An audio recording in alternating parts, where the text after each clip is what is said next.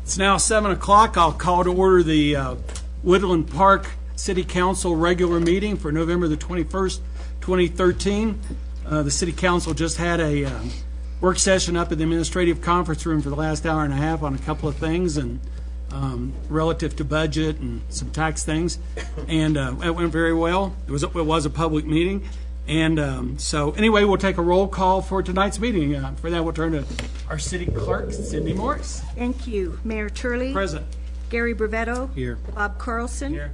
Carol Harvey. Here. Ken Matthews. Here. John Schaefer. Here. Eric Smith. Here. Thank you. Please stand and join me in the Pledge of Allegiance.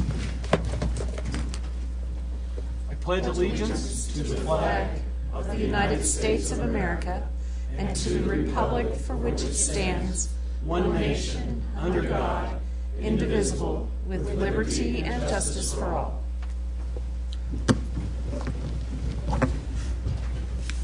Well, originally on the agenda, we didn't have any ceremonies, presentations, and appointments, but we actually have added one.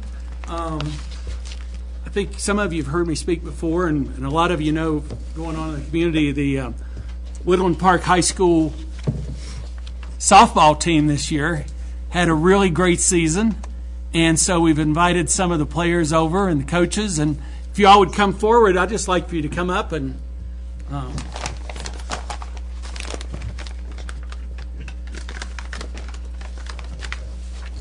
and I'm going to come down to you too.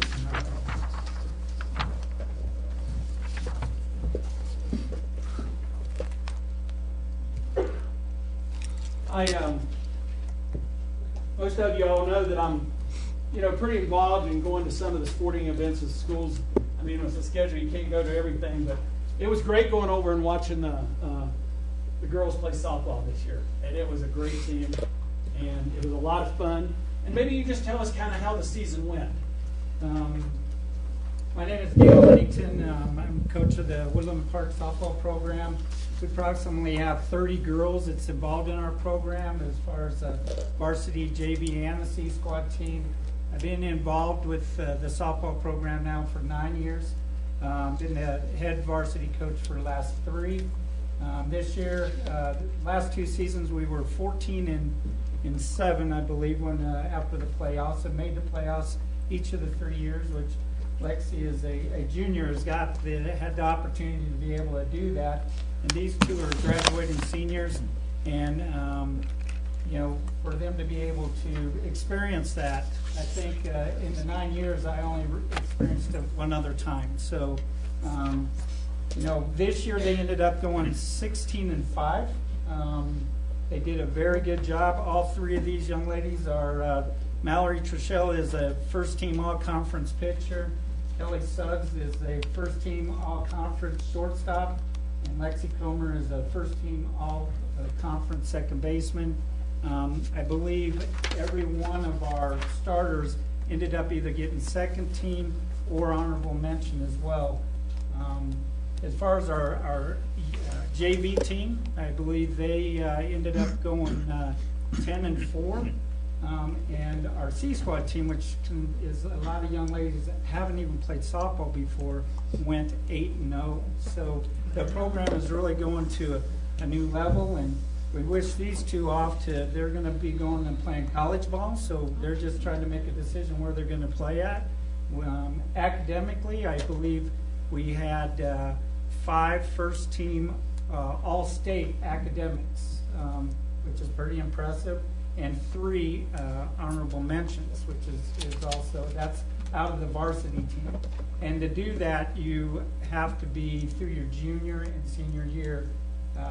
You can't even be nominated for that, and that's all the cumulative grade point average, which I'm very proud of, because I think that academics become before softball. And these girls, with our program, you can play, I think Chaff's rules is you can have 2 Fs and still play. If you have 1 F in our program, you don't play. So very proud of these girls. They've done a great job. And Turley, we really missed you there, unfortunately, for the accident. But we'd like to present you because you were at all our games. Here's a stat book that Coach Tim Comer put together. Cool. Here is the winning conference. We haven't won a conference championship since 1999.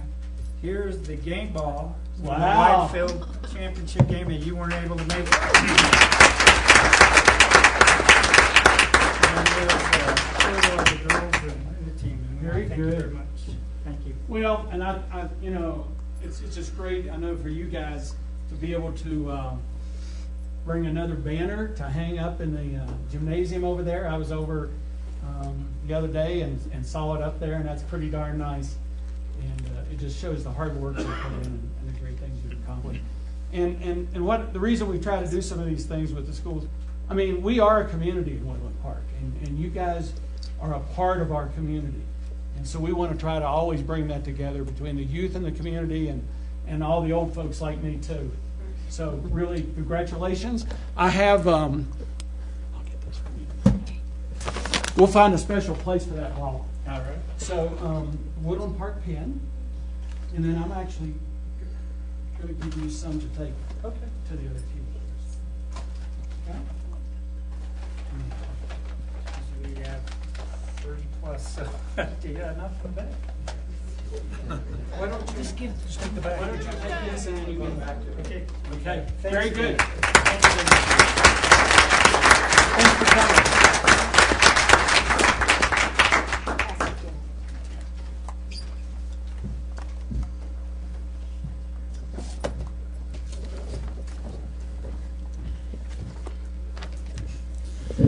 And you know, while we're talking about the high school and the school district, on the 11th of November, the RE2 school district had a Veterans Day ceremony at the high school.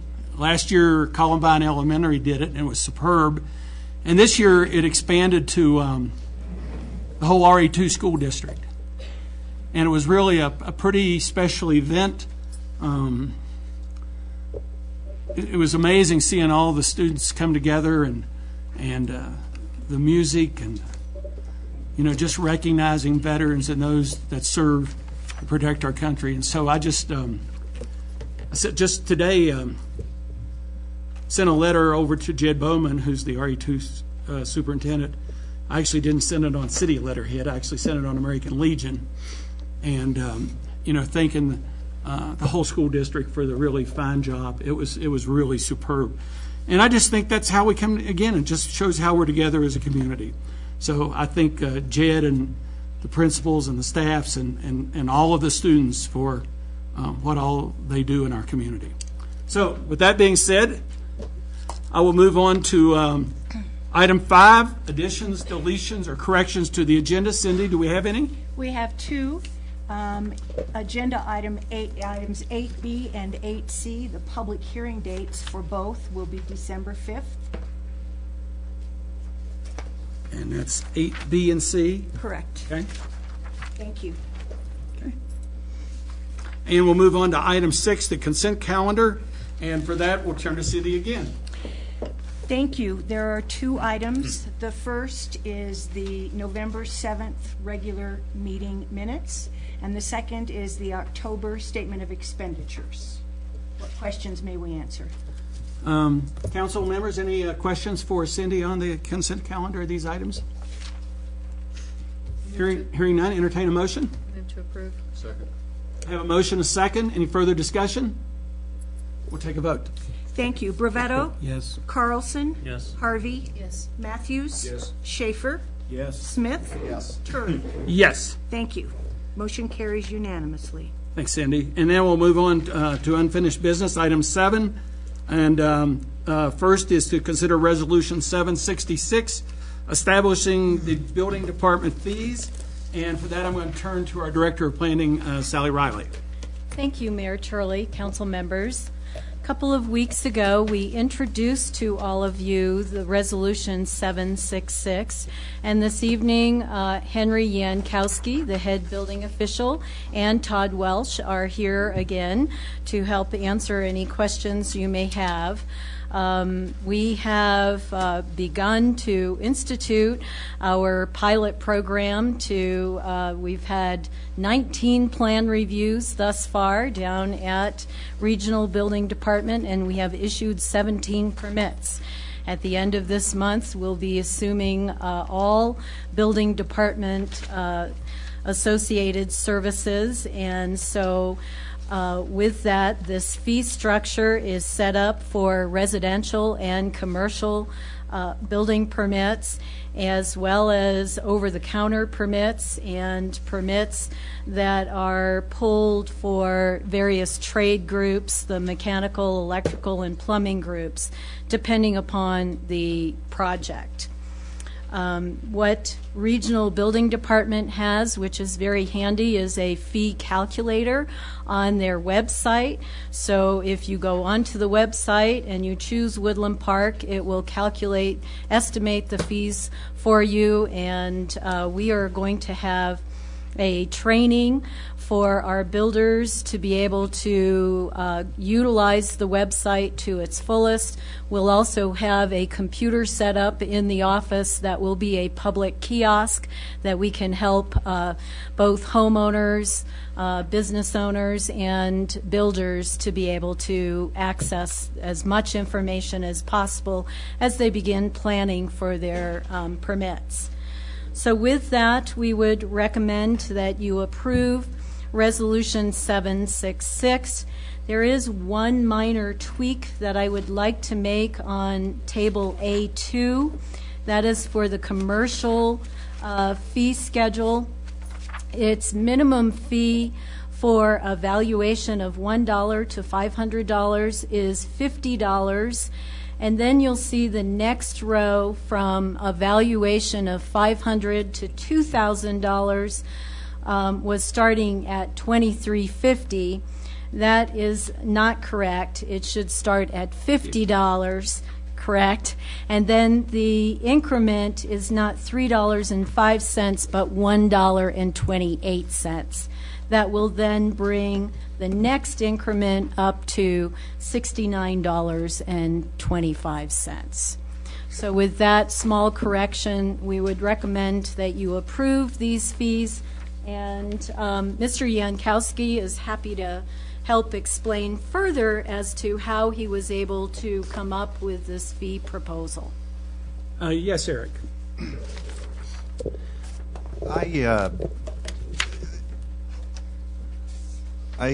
Obviously I'm involved in a pretty big project, and I just learned today that it sounds like our fees are going to be higher than what Teller County had. At least that's what initially was sought. I guess I have a couple comments. I talked to the architect who's also doing a project, similar project down in the Springs, and he said it was very complex and very difficult. He was not able to go through and determine the fees, and had to call down to Regional Building and step through, and the calculator wasn't correct and that type of thing on the project that he was doing down in the Springs. And it's the same architect for the project up here.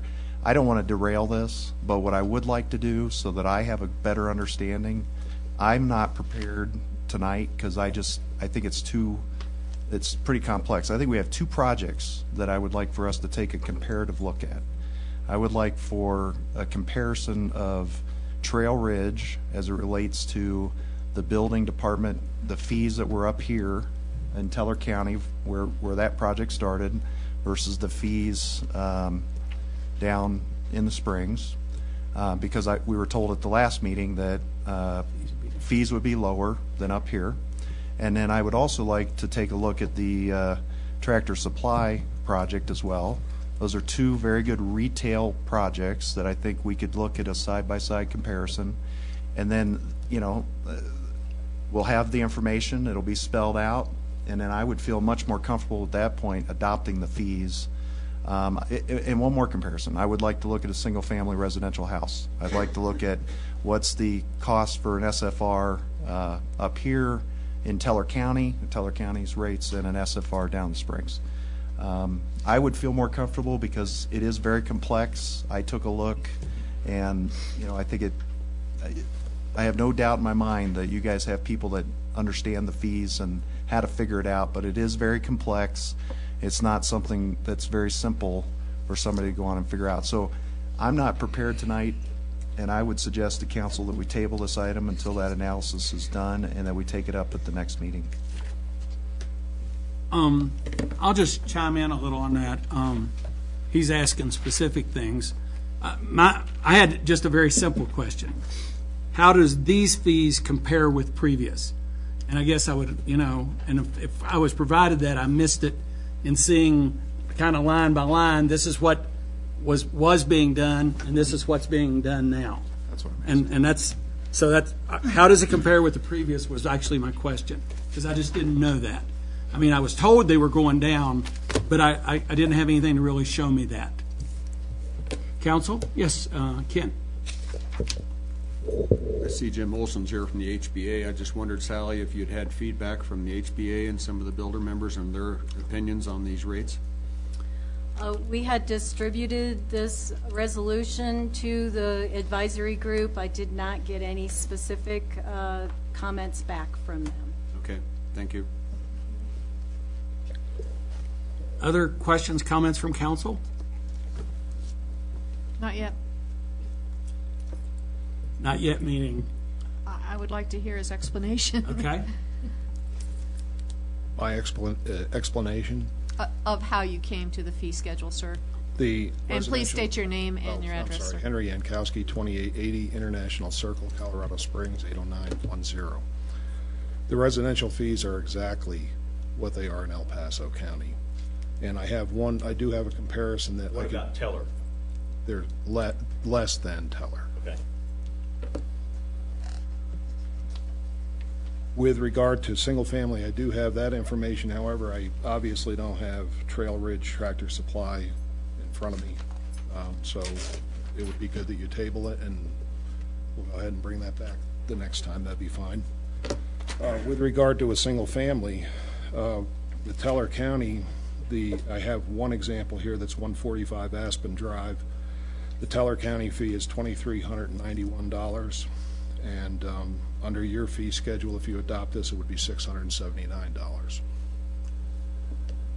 So what we did is we took the residential fees, exactly what they are in El Paso County, and brought them here. With regard to the commercial, it is complicated, because there's a couple of differences in the way Teller County calculates it and what we're calculating. Teller County calculates the building permit fee and then separately calculates a mechanical, electrical, and plumbing. So if you total all those, they will be, in all cases, more than our fees. With regard to just the building fee, you'll probably find that the building fee solely is more than Teller County. However, you're not going to just have a building permit. You're going to have an electrical and mechanical, plumbing related to any new building. So the total fees will be less, because what we do is we do an attachment of $100 for each one of those trades, as opposed to a permit based on the valuation. So it is a complicated, complicated issue in that to see it, you have to add those three numbers, the plumbing, mechanical, and electrical, to the building to come up with the total. So did we kind of, and this could be for either you or Sally, did we kind of go with these fees because are these the fees that you use across all the jurisdictions right now, or For does that vary? residential, yes, Okay. correct. For commercial, no. Okay. The commercial in El Paso County is less than both Woodland Parks and Teller counties. Yes, John. Comment. So I looked at the Woodland Parks fees, and just out of curiosity, I looked at Fountain's fees. Formats were entirely different, and I had trouble understanding the numbers. It may be because I didn't know what I was looking at or didn't spend enough time, but could you comment on that? Well, they wouldn't be Fountain fees, they would be regional building fees. So if you looked at Fountain's website, looked at Fountain fees, they may be for land development, they may be for a number of things not related to what we're doing at all. I don't have that answer. I looked at PPRBD Okay, website. okay. And I thought I had the capability on that website to go to any one of the municipalities and look at the fee structure. But the fee structure would be the same, and it'd be on our website, not Fountains or Monuments or Okay. Manitou Springs. So if you went to their website, you would be looking at their site-specific fees for their zoning and their land development, those type of I believe. So you're saying that's things that aren't necessarily, you know, the fees that you Right. guys are working? Right. Okay. The fees in all 7 jurisdictions in El Paso County are exactly the same. And the residential fees in Woodland Park would be exactly the same. A commercial will be different. The commercial would be different. And, sir, why is the commercial different? Less volume up here, or another reason? Well, we have some specific costs here that we don't have in El Paso County. We have a part-time individual that's up here on your staff. And we also have 2 inspectors that are here half a day that we don't have in any other city. And so that difference is to accommodate the additional staff members? Well, the other thing is to make sure at the end of the year, I mean, quite frankly, Woodland Park is a cost center. It has to be treated as a cost center for us. At the end of the year, I have to come out with a plus of $1, not a minus of $1, because then one of the other 7 jurisdictions are subsidizing what we do here. So that's so that you don't have that subsid Exactly. going on from one jurisdiction to another, correct? Within the 7 down below, it would not matter because they're under a cover IGA and they're all in the same. Gotcha. Clause. I remember that, yeah. Yes, Ken? Sally, do you see any issues with waiting till another meeting, as Eric's suggesting? Does that cause any problem? No, that would be fine. This is retroactive. We will be applying these fees as we're inheriting all of the building permits at the end of this month. Okay. You still believe that, Eric? Henry does have an example of the Charis Bible College. So we did run some comparisons to be able to look at a basement finish, a single-family residential, and then the Charis Bible College. And was that supplied to us? No, it wasn't. Right. I guess I would just feel more comfortable if we could just have a little bit of data prior so that, I mean, we're adopting fees for the community, and I mean, when we do water and sewer tap fees, we're always, Sure. and we have meetings ahead of meetings to discuss those. So I don't want to derail it. You guys have done a great job. We're looking forward to the partnership, and I'm not trying to be a pain. I just want to make sure that I understand the fees, and that others understand the fees, so that, when somebody comes and looks at me and says, your fees are higher or lower, I can say, no, you know what, we took a look at this. If that's council's direction, we can certainly accommodate that. I would just ask Henry and Sally if it's possible by the December 5th meeting for that to prepare for it then. Otherwise, we would need to wait till the beginning of January. For the comparison of the Trail Ridge, Tractor Supply, you've done a couple of comparisons. We could provide those as well. So is that doable between now and prior to the December 5th meeting? Oh, yeah. Sure. I just want to make it really clear, the fees are all lower than what Teller County is. And I just want to see an apple-to-apple comparison. Gotcha. And, I mean, it should just leap off the page, and I'll be here saying, I'm sorry I made you go through that, Well, but now I feel more comfortable. No, that's not an issue. That's not a problem at all. As I said, with the single family, it's almost a third. Right. And I guess that does fit with my question about how the compares. Council, would you all like to wait?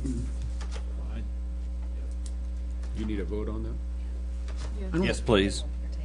Yeah, it'll be a motion to table until the December the 5th meeting. I'll make a motion to table Resolution 766 until the December 5th.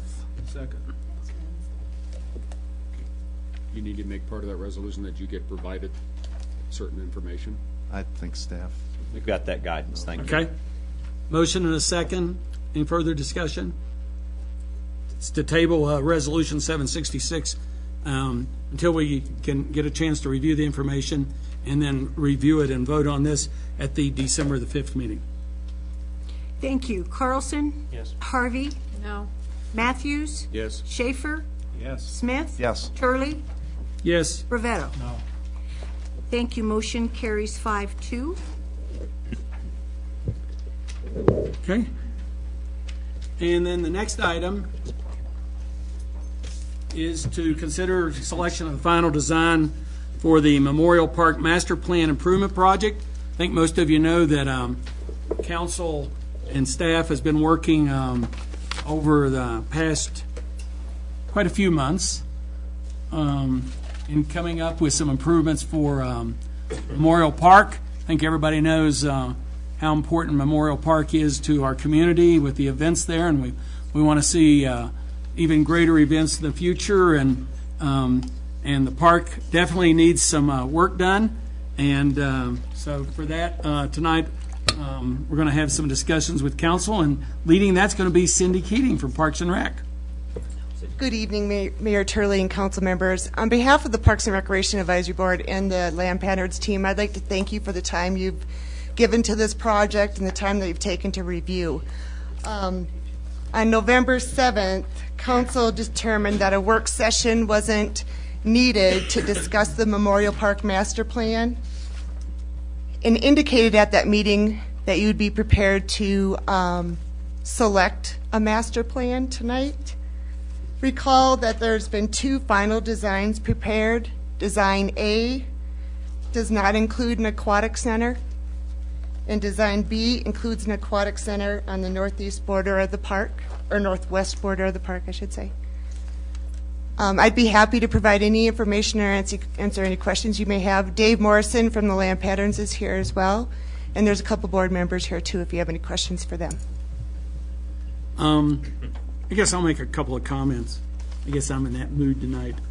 I mean, I think I like both plans. I mean, they're almost identical, just some minor things. And I think there might be, I mean, you could pick either one, and I think the city manager is going to talk to us a little bit about how we might phase the work that we're going to do in the park, the design, specific construction, and all of that. So, David, maybe go ahead now and do a little explanation here. I think either one of these plans in the near term ends up taking us to the same place. In the near term, I would agree. Thank you, Mayor. Thanks, Cindy, for that lead-in. When you look at the master plans, for all practical purposes, with the exception of the northwest corner, they are identical. Based on some of the discussions that we've had recently on allocation of funds for moving forward with different projects, I don't know that it's necessary for you tonight to pick either A or B. I think it's more important for us to take a look at a phasing plan that allows us to build the vast majority of this Memorial Park redevelopment within the next 2 to 3 years. I think that our consultants have been working on a phasing plan that would generally allow for the redevelopment to occur from south to north, east to west, and basically be a rolling redevelopment so that we maintain some portions of the park for utilization while other parts are being reconstructed. That, to me, allows other decisions to be made as it relates to the aquatic center and the funding associated with that aquatic center. So my recommendation to you tonight is pick them both, or don't pick either, but basically pick the part of the both plans that are identical and allow us to move forward with that as it relates to the phasing and the design and then the future construction. So it's a blending of the two that still gives us flexibility for that northwest corner. It's not only the aquatic center, there's also a portion of it that relates to the water feature, and a couple of other things. But again, the vast majority is identical, and that's what we would like your permission to move forward with. Yes, Bob. Thank you, City Manager, Mr. Butterick. I think that is a very wise suggestion. From the point of view of the Woodland Aquatic Project Board of Directors, we had problems, but we've always known siting was going to be the problem, whether it be up on 67 North or at Meadowwood or at Memorial Park, and that's one of the major issues. We didn't realize at the time that we would have a major issue where in Memorial Park. But I think that's something that would take some more time to consider. And your suggestion to move like with phase one, well, the current design has a phase one that starts with the south, but it doesn't quite include some of the playground areas. So, if you do phase one to basically take it up to the north end of the pond, that for me is something I could support as a reasonable suggestion to put off the issue of where we would put the aquatic center then. Council? I Carol? would just as soon choose one or the other and get started on whatever phase that is, and for that reason, I would recommend that we go with Master Plan A. So we could go with Master Plan A, your suggestion, and then if things were to move on the aquatic project, and I'll just state, in the work session, it was public, council's, wrestling with all that and actually trying to see what we might be able to actually make happen with an aquatic project in town. And got a lot of work to do, but we're wrestling with it. And so we could do A, and then, do that first phase with that David's talking about. And then if the aquatic project comes to fruition, then that could be inserted in that area that we haven't really done anything with. Would that work? Or My only comment to that is once you memorialize that you've selected Master Plan A, and 3 years from now, when we're all been hit by buses and no one has recollection, and we go back to the minutes and it says Master Plan A, then that incoming council won't have that knowledge. I would only suggest that you say, if you adopt Master Plan A, caveat that with the flexibility to amend the master plan as determined by council, so that of course you have that authority, but I'd ask that you include that as part of the record. And I might even take another step that we'd put in it that, it'd be Master Plan A, but that the future council, as it's going along, can make the decision to add the Woodland Aquatic Center into it. I know. It's a park, Memorial Park. And I like to preserve as much green space as possible if it is a park. And it seems like Concept A does that. And I think I've talked to a lot of people, and that seems to think if it's a park, we could locate the aquatic center most anywhere, I would think. That could be determined. But, if it's going to be a park, and it's not that much space we're looking at. I mean, that Memorial Park's not that big. The more green space we can conserve in there, I think it's going to be better for us. And so your recommendation kind of goes with Carol's to go with A, and then and we could add that to the future. And it always stands. I'll say future. I want to lock A in. Yeah. But a future council could change that. Could, I suppose. Yes, Bob. Thank you. We received a letter from Parks and Rec Advisory Board explaining why they would like to have the aquatic project in the northwest quadrant. Okay. Oh, I thought their recommendation was to not have it there. No. Northwest is where it is right now, right there. Okay, Plan B. No. Where? No, they didn't include it at all. Oh, they didn't include it at all. I believe the letter that was provided stated that they would recommend no aquatic center within the park. Yeah. Oh, okay, sorry.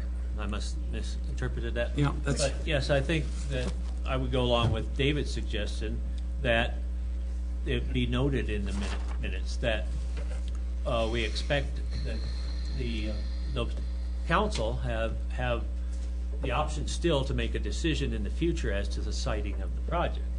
Okay, so that future councils don't misinterpret it that this is locked in stone.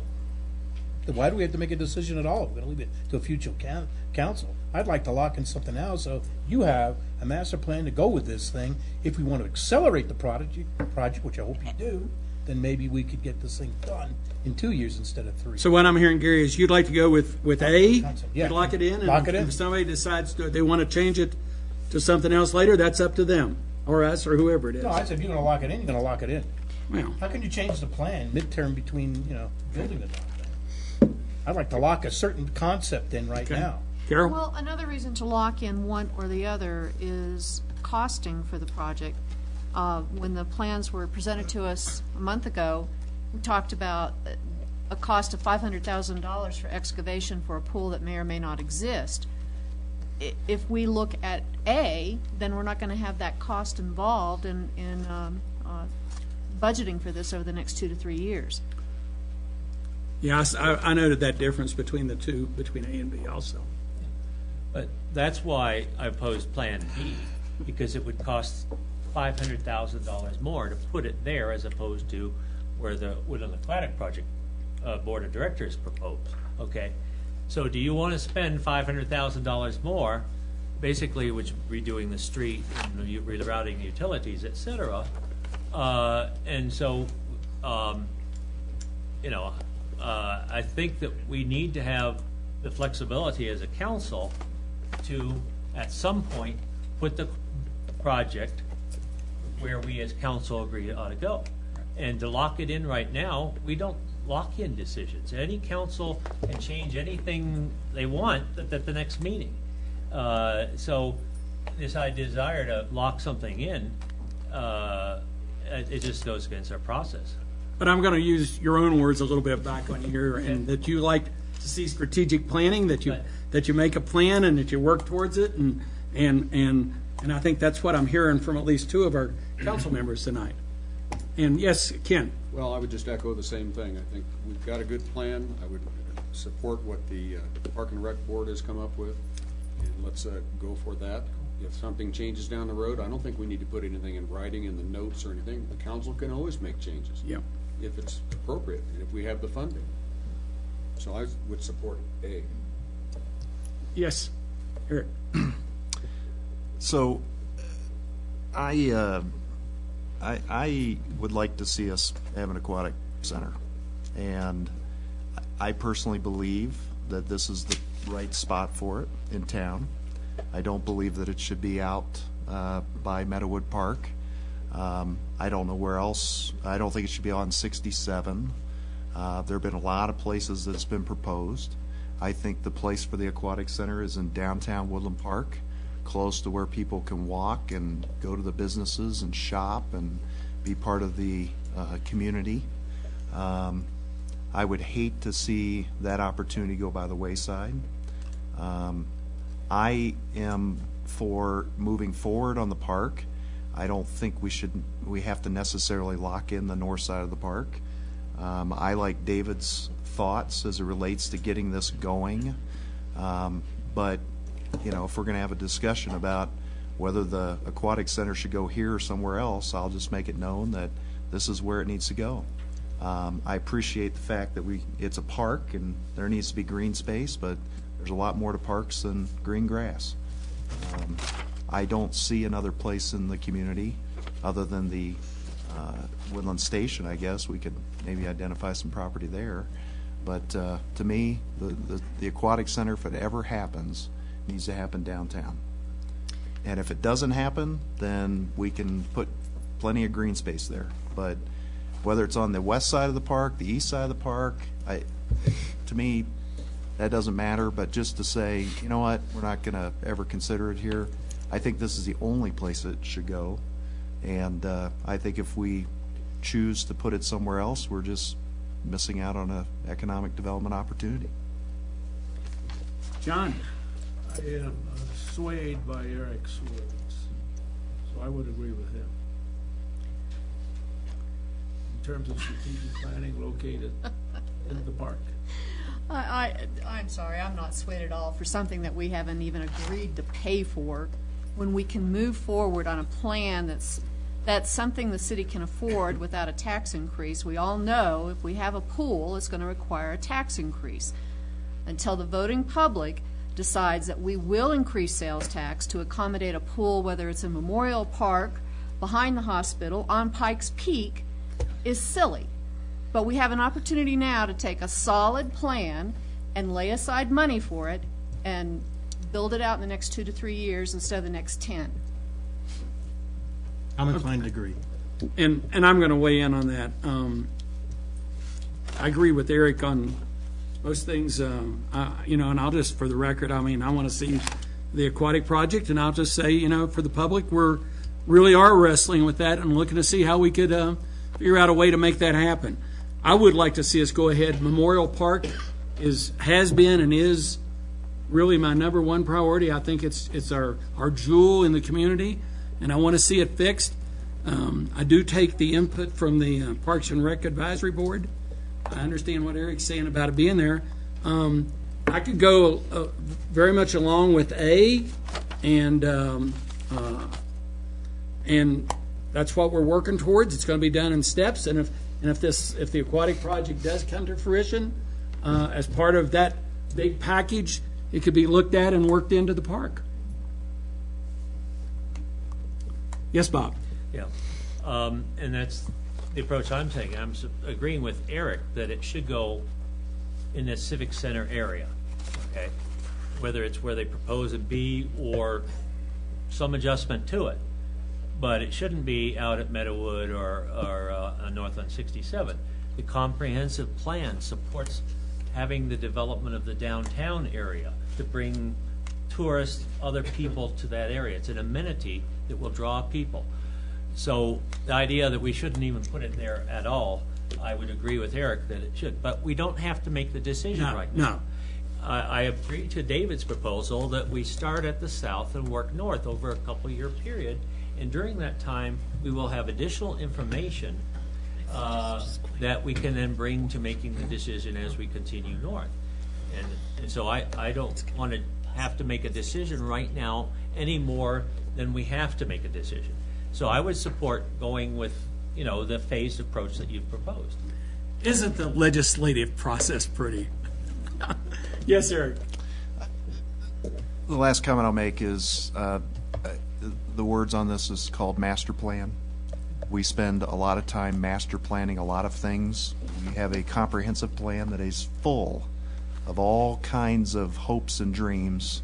And if we would have taken a look at the comprehensive plan and said, well, we're only going to put in there what we can afford, the document would have been a lot shorter and we would have spent a lot less time putting it together.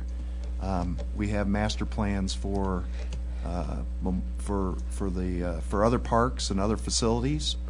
They're far from built out, and so from that perspective, I will support seeing this move forward, but I want it to be on the record that this is where I support the aquatic project, and I would like to see this phased so we go from south to north, so that over the next couple years, as we put our process together to try to make an aquatic project a reality here in Woodland Park, we can take advantage and stick it here. I'll entertain a motion. I move to accept concept A. Second.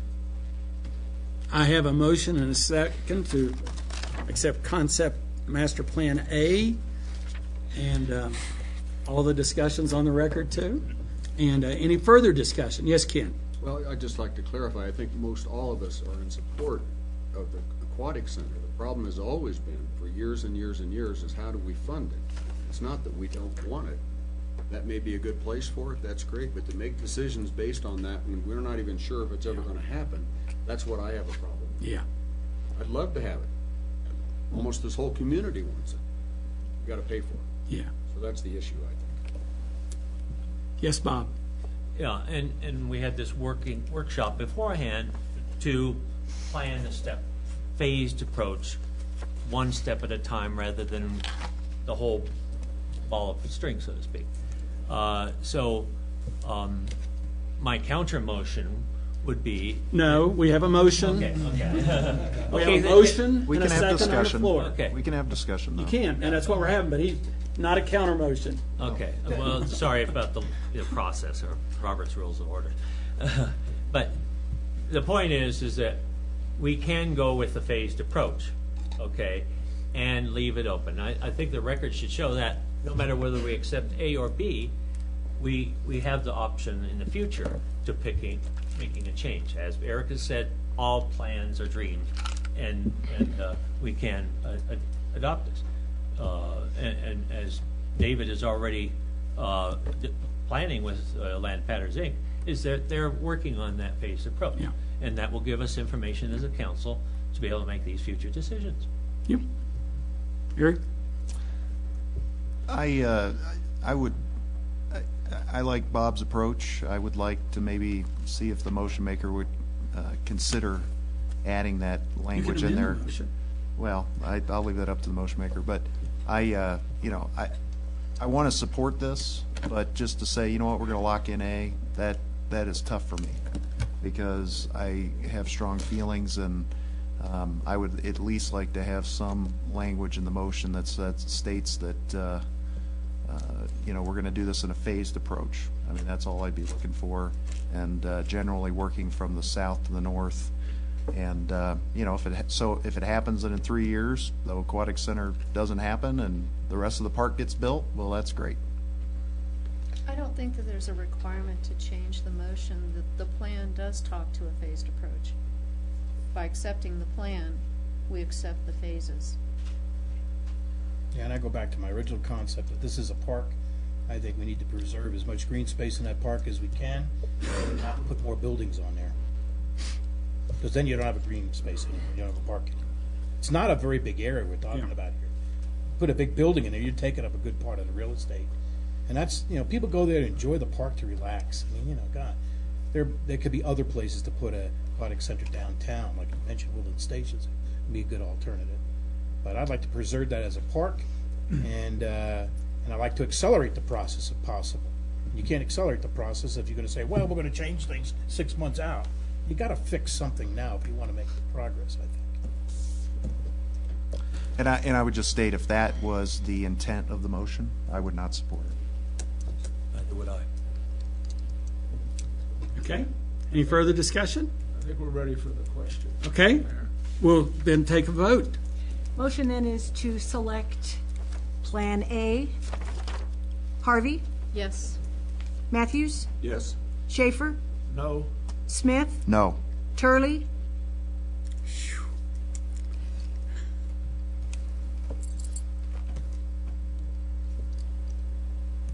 It's an ugly process. Yes. Bravetto? Yes. Carlson? No. Motion carries 4-3. And I will just state on that, all the discussion we had, that it's going to be phased, and as things happen with the aquatic project, hopefully something can happen there. It can be worked in. Yes, sir. Yeah, and I'd like to make a statement as well. I think Land Patterns has done a great job. I think the Park and Rec Board's done a great job. My vote was in no way any reflection on that. It's just in my mind, when you look at master plans, we had an opportunity to I don't agree with Councilman Bravetto, and we don't always agree, but it doesn't. The vote was done, but I think this is the place for the aquatic center, and we'll see how it plays out. And I think that's the way it'll be. I mean, this is going to be a phased thing, and I think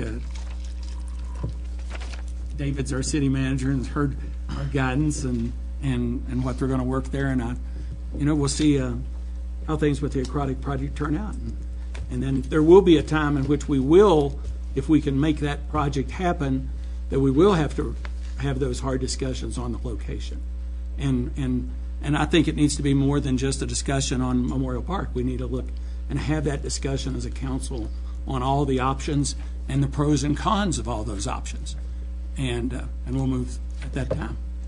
Thank you very much, and we look forward to moving forward with this project. You must be pretty happy to see Memorial Park work being done. It's very exciting. It is exciting. Thank you. Thanks everybody for putting up with us on that. It's going to be a great project, and we're going to see some good things happen in Memorial Park. And thanks, Council, for your discussions on that. Moving on, we're going to move to item 8, ordinances on initial posting. Item 8A is consideration of ordinance number 1199. And without going into any additional detail, I'm going to turn to our Director of Finance, Kelly Case. Thank you, Mayor, Council. Tonight is the culmination of or the start of the culmination of our process we've been through the last few meetings on the 2014 budget.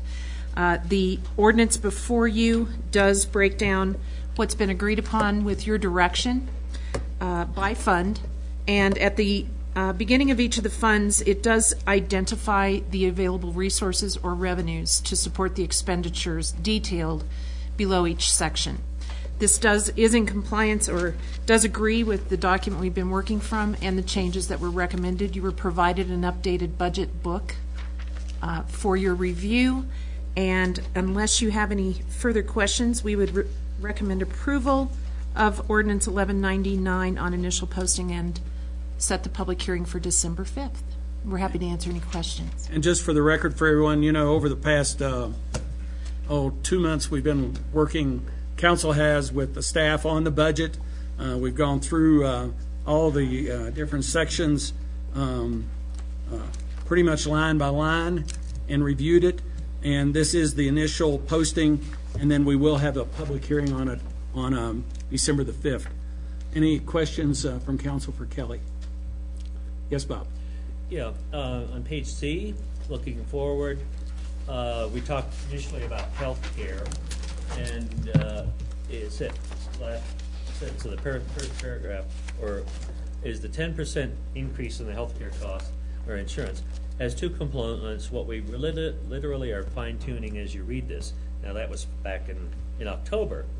And so we haven't really addressed health care up to now because we've been waiting for, those developments to happen. And so could we have like an update of that information? Yeah, absolutely. In fact, Kelly prepared earlier today some of those gross costs. It does appear that it's not going to be near that 10%. We met with our staff yesterday with our broker to discuss all the implications, and I think the overall increase amount is closer to 5% across the board. It took some manipulation of some of the plans, a little bit greater contribution by employees in the city depending on which plan you have. But we've got some gross numbers, some net numbers that we just worked up today because we were finishing up that process yesterday, and Kelly can share those with you if you choose. But it is much less than the 10% that what we thought. Okay. Well, that sounds very encouraging, but we as a council, this present council hasn't really dealt with the health stuff. It was the previous council that really got into that. And so I think for our own education, we're familiar with other, like Obamacare, or the Federal Employees Health Benefit Program, where you have family and individual, high option, standard option.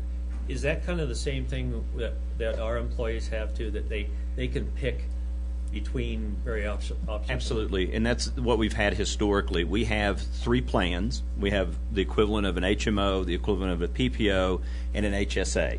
And so about half of our employees are on an HSA. Yes. And that has actually this year been coupled with an HRA, if you're familiar with those terms. So we do give employees many different options. What we've done, what we did I think 2 years ago, is we capped the city's contribution by percentage for families. Over the previous 10 to 15 years, as costs grew, the amount that employees were paying was frozen. And the city absorbed more and more of those costs until it got to a point where it really wasn't practical for us to keep doing that. So over a 2-year period, we worked on reducing the percentage that the city contributed, and we've gotten to a place now that we're fairly comparable with many other municipalities in our region and some even in the private sector, and that we have maintained through this process. So we've got options for our employees, plus we're at a good place that we think is reasonable for employee contribution and city contribution. So, yeah, appreciate that education. So in a sense, employees have skin in the game. They have to pay part of the cost, so they make the economic decision as to what level. Right, and we're able to. In my case, I went from high option to standard option. And we Things have like that. people on Kelly's staff and Kelly and Cindy who can help them walk through this. It may not be as complex as building department fees, but it's really close. And so we have a great broker who provides us assistance as well. Thank you, that's a great answer. And Bob, just so you know, David and I had for the meeting tonight, had a meeting. We had a meeting this morning going over prep for the work session and for the council meeting, and that 10% was exactly the question I had, because I was here when, as was Eric, and when we went through and had those discussions when the health care costs were growing so much, and we really kind of got that turned around. I also shared with David today that my particular health care plan, my premium is actually going up 20%, my cost. And so all these things that are going on, my cost is actually going up 20% for next year for this exact same plan. Except, well, I shouldn't say it's the exact same plan. It actually has higher co-pays and higher fees for hospital stay and different things like But that. pregnancy is covered. Hope so. Yes, sir. Yeah, I'll just make a statement for the record. I remember going through that process, and I think I think it was a good process. I know it was kind of painful at the time, but a 5% increase, 6%, 7%, whatever it is pretty nominal based on my understanding of the health insurance market. Looking at what from our company's perspective, we renew every year, and we have about a similar size organization as relates to employees and whatnot. So, and ours was up 12% this year. Initially 21%, but we were able to negotiate down to 12. So I think the city's done really well. The broker's done really well. Yes. So. Okay. Other questions? Quick question. I'm not familiar with HRA. What is that? The health savings account is the HSA, and the HSA requires employees to really manage their health care process. But under the Affordable Care Act, there were some limitations on some of the policies, higher deductibles, higher copays, and the like. An HRA is a fund that's set aside that employees who have a catastrophic illness that causes them to have to expend more out of pocket can reach into the HRA to help cover those costs. So it's not provided to the employee, it's available on an as-needed basis. Is that? It's described as the definition is a health reimbursement arrangement, and it helps that gap, kind of like in Medicare, where you incur a lot of out-of-pocket expenses over and above a deductible amount. It helps employees get through that gap without such a huge impact on their pocketbook. And it's only used if necessary, and that's when you incur large claims, as David explained, catastrophic.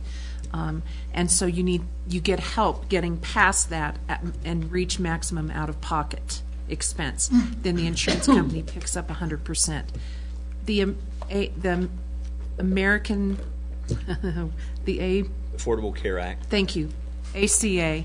The Affordable Care Act has really its largest impact that employers are seeing is in the design of the plans. A lot of plans, for instance, ours that we have now is no longer available. And so there's more contribution on the part of the employees. So really to help balance things is just to have those tools in place to help employees get by and kind of live within their means still. Okay, thank you. You're welcome. Other questions? If not, I'll entertain a motion. I'd like to make a motion to. I had other questions. Oh, I'm sorry. On page 8, on the general fund expenditures, general capital. Okay, let me get there, please. Thank you. And we talked about this before, but I don't think the correction was made, where the facilities improvement for Fleet City Hall windows in this cabin, that you have a total of $174,500. So that's it's a mixture of various projects. The previous number for the design of the fleet maintenance facility, I believe, was $110,000, and you agreed in our earlier discussions that you would apply that 38% cost share. So And if we could break that out as to each of the buildings. It's done. Recall the conversation that we had about different funds. We have to capitalize projects into one fund. It's how we manage those projects. And so other fund categories provide reimbursement into that one line item. So, for example, the 410 is going to make a contribution of, I think, 38% towards the design. So back in the 410 budget, there would be an expenditure, a transfer of that amount of money into the general fund. Same thing is true with the enterprise funds. So that's done in many different areas. So it is done as you want it to be, but it's all capitalized in one line. Thank you for that explanation. It's revenue into the general fund. Okay, and that shows 335,000 overall going. Correct. forward. That's And correct. Part of that is that. Part of that is that contribution. That's Okay. correct. Gets a little complicated. The other question then, it would be on page W, on the 410 account. Give me a second to get there, please. Okay? You have fund balance per audit, but you also had the word restricted in front of it. And technically, we don't really set up a reserve account for capital investment. I mean, it's not like O&M where you want to pay your salaries and that sort of thing. If you don't do a capital investment, you defer it to the next year or whatever. So why do you call it restricted fund balance? Because GAAP requires that for reporting purposes. It is a capital improvement fund. It is restricted for capital improvement, and that is the description of that fund balance according to generally accepted accounting principles. But my other question then would be, if you've got that money available after we pay for all of our stuff, why don't we use that money to pay off the rest of the bonds, okay, and save interest payments over the next 2 years? It's not a lot of money, like 300,000 or something like that, out of the 900,000 that's available. Is that a reasonable request to just clean the slate here? David, may I address that first? Yep. One of the things that we have a financial advisor that keeps his finger on the pulse of the market always. And many times over the years that I've been here, we've refunded, I'd say, at least 80% of our debt to When you respond say to refunded, that. describe that from a Refinanced. non-finance. Yes, thank you. Refinanced.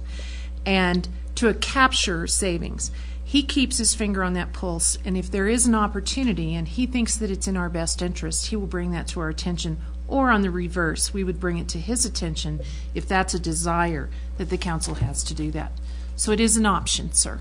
Well, in this case, without having a vote, is that something, by the next meeting, when we have the public hearing also and the finalized vote on this, could you ask him that question, whether he's looked at that, the feasibility of using that huge reserve to pay off? If that's the desire of council. We have one outstanding note in the 410 fund, which is the $1 million GO bonds, and they're very close to paying off in 2015. But we can sure ask him if there's an opportunity to save on refund, in early payment of outstanding debt. Sure. So would that be a trade-off of using that money on projects? The 1 cent account is, the street fund is healthy, as you can see. Right. There's a $900,000 reserve at the end of 2014. This is an option, and we will be happy to pursue it. There's, the last payment would be in 2015, so we would be talking about $170,000 or so to retire that. What we need to do, though, is see if that makes sense. Yeah. There's some. Just asking. Absolutely. Okay. Others? Motion? I'll make a motion to approve ordinance number 1199 on initial posting and set the public hearing for December 5th. Second. Motion and a second. Any further discussion? Hearing none, we'll take a vote. Thank you. Matthews? Yes. Schaefer? Yes. Smith? Yes. Turley? Yes. Brevetto? Yes. Carlson? Yes. Harvey? Yes. Thank you. Motion carries unanimously. Moving on to item 8B, ordinance number 1200, and that's Kelly also. Thank you, Mayor. As you all are familiar, each year we have unexpected expenditures in a current budget year that were not anticipated at the time that we created the budget.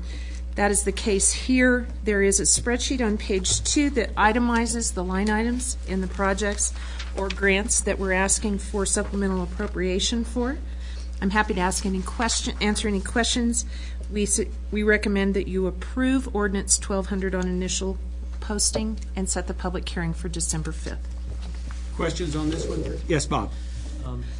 We had this issue last year because in your opening statement, for the record, you're saying that the actual expenditures are going to be about $300,000 less than what we budgeted.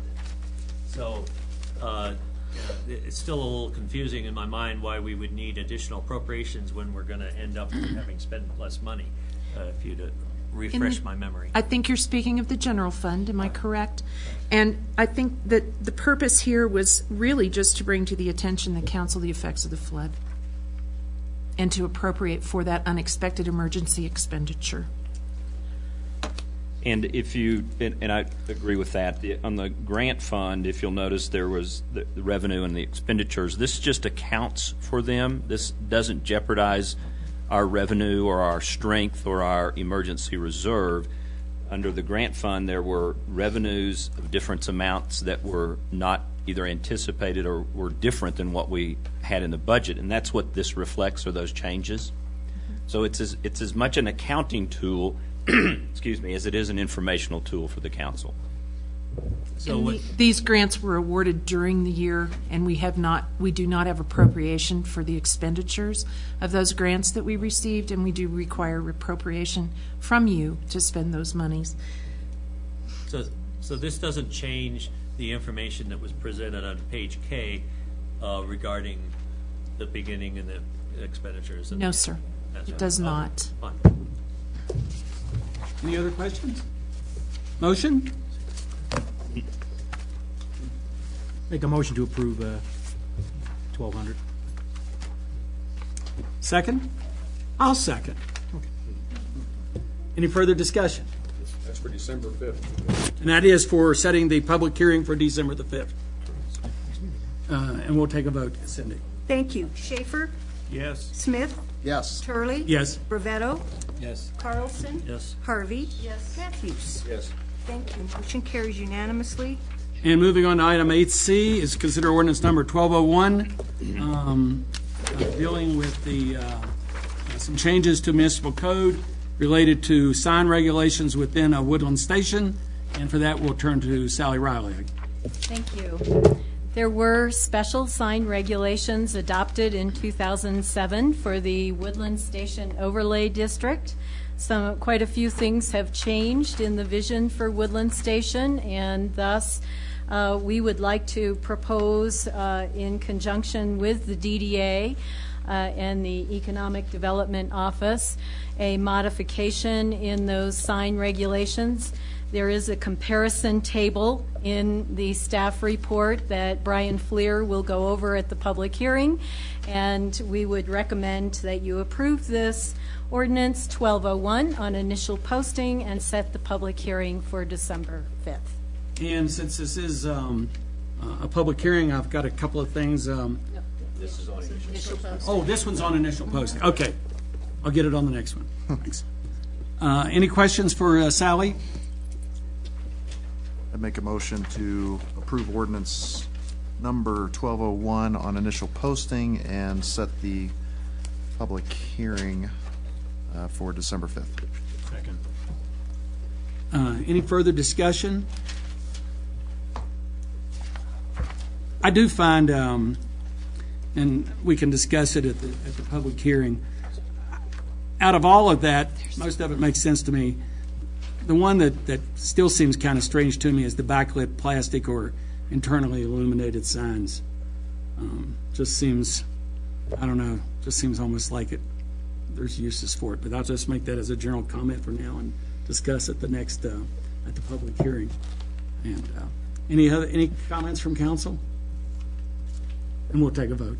Thank you. Smith? Yes. Turley? Yes. Brevetto? Yes. Carlson? Yes. Harvey? Yes. Matthews? Yes. Schaefer? Yes. Thank you. Motion carries unanimously. Now we're going to move into public hearings. And I always like to remind everybody that council members do use electronic devices, like iPads, to access the materials relevant to the public hearings before us. Be assured that it is the common practice of this city council that these devices are not being used for texting, emailing, or other communications during public hearings. That's just to make sure that you know that we're not getting any input from others relative to the hearing, and everybody on the council is working from the same piece of information. Item 9A is ordinance number 1197, and Eric, I believe you have an announcement? Yes. Mr. Mayor, council members, I'm going to recuse myself from this item. Okay, and we'll come and get you when it's over. Thank you. And item 9A, I'll turn to Sally Riley. Thank you. This is a conditional use permit request and site plan review, and this evening the applicant is here in the audience. I'd like to introduce to you Mr. Ray Hicks, who is here in the back corner. He is the developer. His architect is Courtney Brett. She is up here in the front row. And then the engineer, Matrix Design, is represented by Richard Milady. With that, we will move forward. The reason for the review this evening is that a retail center with outside storage requires a conditional use permit, and therefore we will provide you with that background. Beginning with the vicinity map and the zoning map, the property here on Highway 67 and Spruce Haven Drive is also surrounded with Coraline Street and Midland Avenue to the south. This property is also being split into 2 lots, and you saw that final plat a few weeks ago. The existing conditions is vacant land that has been in town and zoned service commercial for many years. The site plan that's in your packet shows the building outlined in yellow.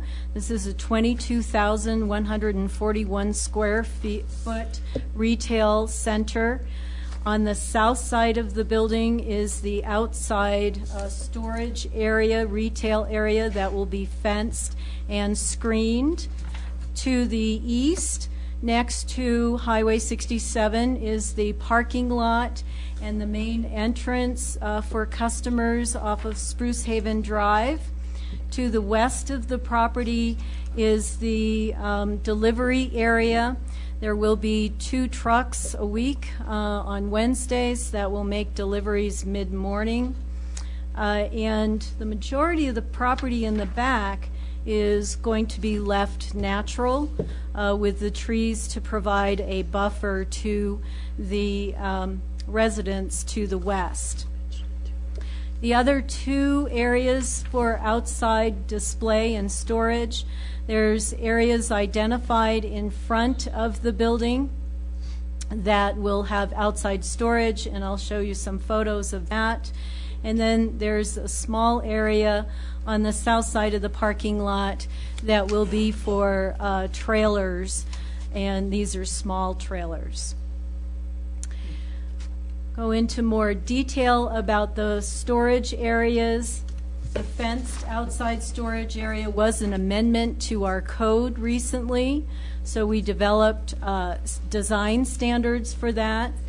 The area in front of the store for retail display area was also added with design standards, and then the flatbed trailer area. First, the outside storage area on the south side of the building is shown and will contain large equipment. There's a feed area shed that will be behind an 8-foot high fence.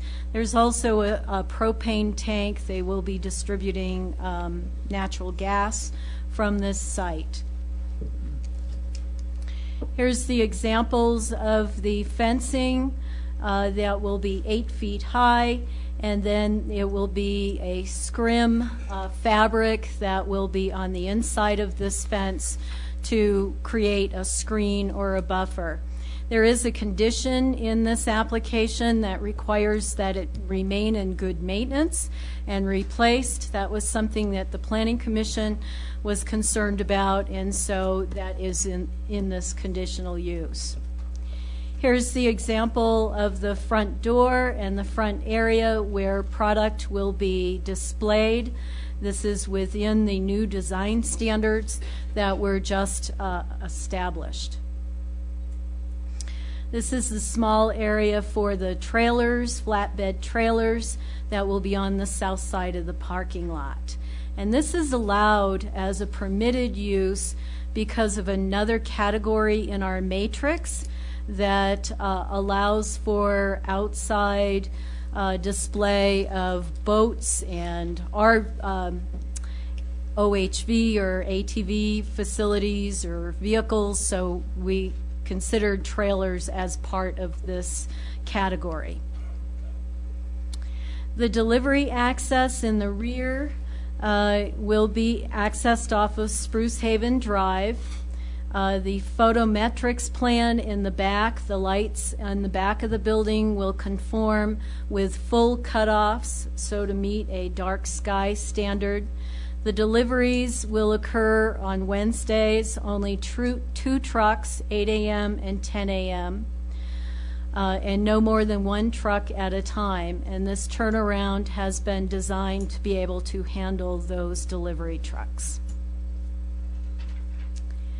We have looked very closely at mitigating concerns for the surrounding neighborhood by maintaining as much of the natural vegetation in the rear. And also the landscaping plan has added additional trees around the delivery truck area, so to screen that. There's also grading that will help buffer that area, as well as a 6-foot-high fence that is between the adjoining. There are 2 residential lots adjoining on the southwest corner that will be buffered with a 6-foot-high fence. Here's the overlay that shows the aerial. You can see the existing trees on the west side of this property will be preserved. This is the grading that will allow for that truck area to be suited in the back. And then this area is graded in order to allow for a detention pond that meets our standards, and the city engineer has reviewed the drainage report that conforms to our standards. The landscaping plan will include additional trees along Spruce Haven, as well as some trees along Highway 67 and shrubbery next to the trailer area, trees along the south side of the fenced screened outside storage, and then additional trees in the rear of the property, as well as a more dense area here on the northwest side that is in response to Laura Pogue's house that is in this corner. The applicant proposed an alternate parking plan. If this were straight retail, it would require 1 space for every 200 square feet of retail area. That would calculate to 111 parking spaces. However, our standards have the option to propose an alternative parking plan, and so the applicant did provide us with data that shows that their weekday peak hours, which are from 11 a.m. To 1 p.m., and then also from 5 to 8, generate about 25 to 50 customers. And then on the weekends, it would generate during those peak hours about 35 to 55 customers. The average customer spends about 15 to 20 minutes in the store. So there's a very quick turnover of customers. As a result, their average number of customers is about 27.5 at any one time, plus 4 employees. That averages about to 31 customers and employees at one time. They are proposing that there are 63 spaces. We believe that is adequate to be able to handle the customer demand, and that an alternative parking plan for this site reduces the amount of asphalt, therefore the amount of runoff. It also allows for the building to move closer to Highway 67 and preserve the western portion of this property in its natural state. They've also added a couple of 3 parking spaces to be able to pull large trucks and trailers through, so that's a nice feature for this type of use. As far as the traffic analysis is concerned, Matrix Design did do a traffic study. It has been approved now by CDOT. CDOT is not recommending any changes to what is being proposed. And in fact, the traffic study studied all the intersections around this facility. And all those intersections currently and at build-out will either operate at a level B or a level C capacity. That means that there are very few delays.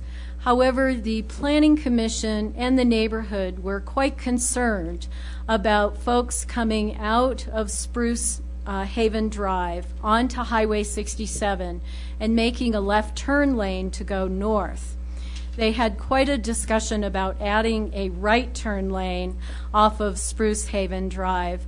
However, the traffic study did not warrant it, and the city engineer and the staff do not believe that that is really required at this point in time.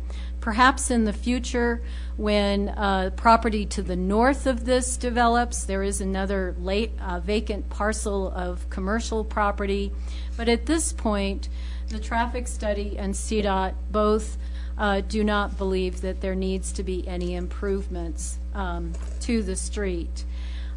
There is, however, a recommendation that Spruce Haven Drive be overlaid and improved in order, I can show you the picture, in order to repair this street that is really in need of an overlay. So that is one of the conditions in the application, is that the applicant is required to overlay this portion of Spruce Haven Drive. I have a quick question on that, Sally. What will the cost be? Boy, we didn't do a quick calculation. Yeah, it's about $60,000. We've just got rough numbers. It's not just a chip and seal, then? No, we're not going to do chip and seal. We're adding service life. We're adding structure to this pavement by requiring an overlay. If you looked at the condition, we're requiring it to be overlaid from 67 to Coraline, one continuous operation.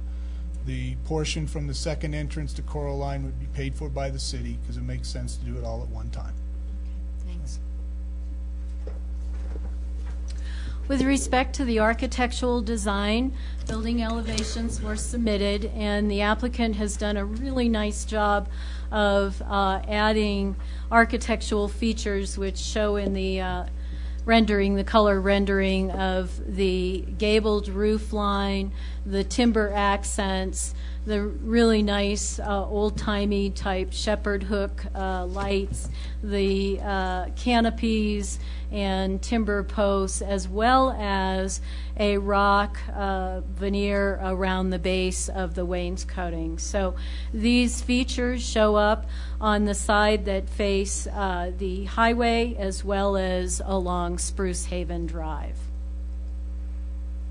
With respect to the 11 criteria for a conditional use permit, there is a demonstrated need for this type of retail in our community at this location.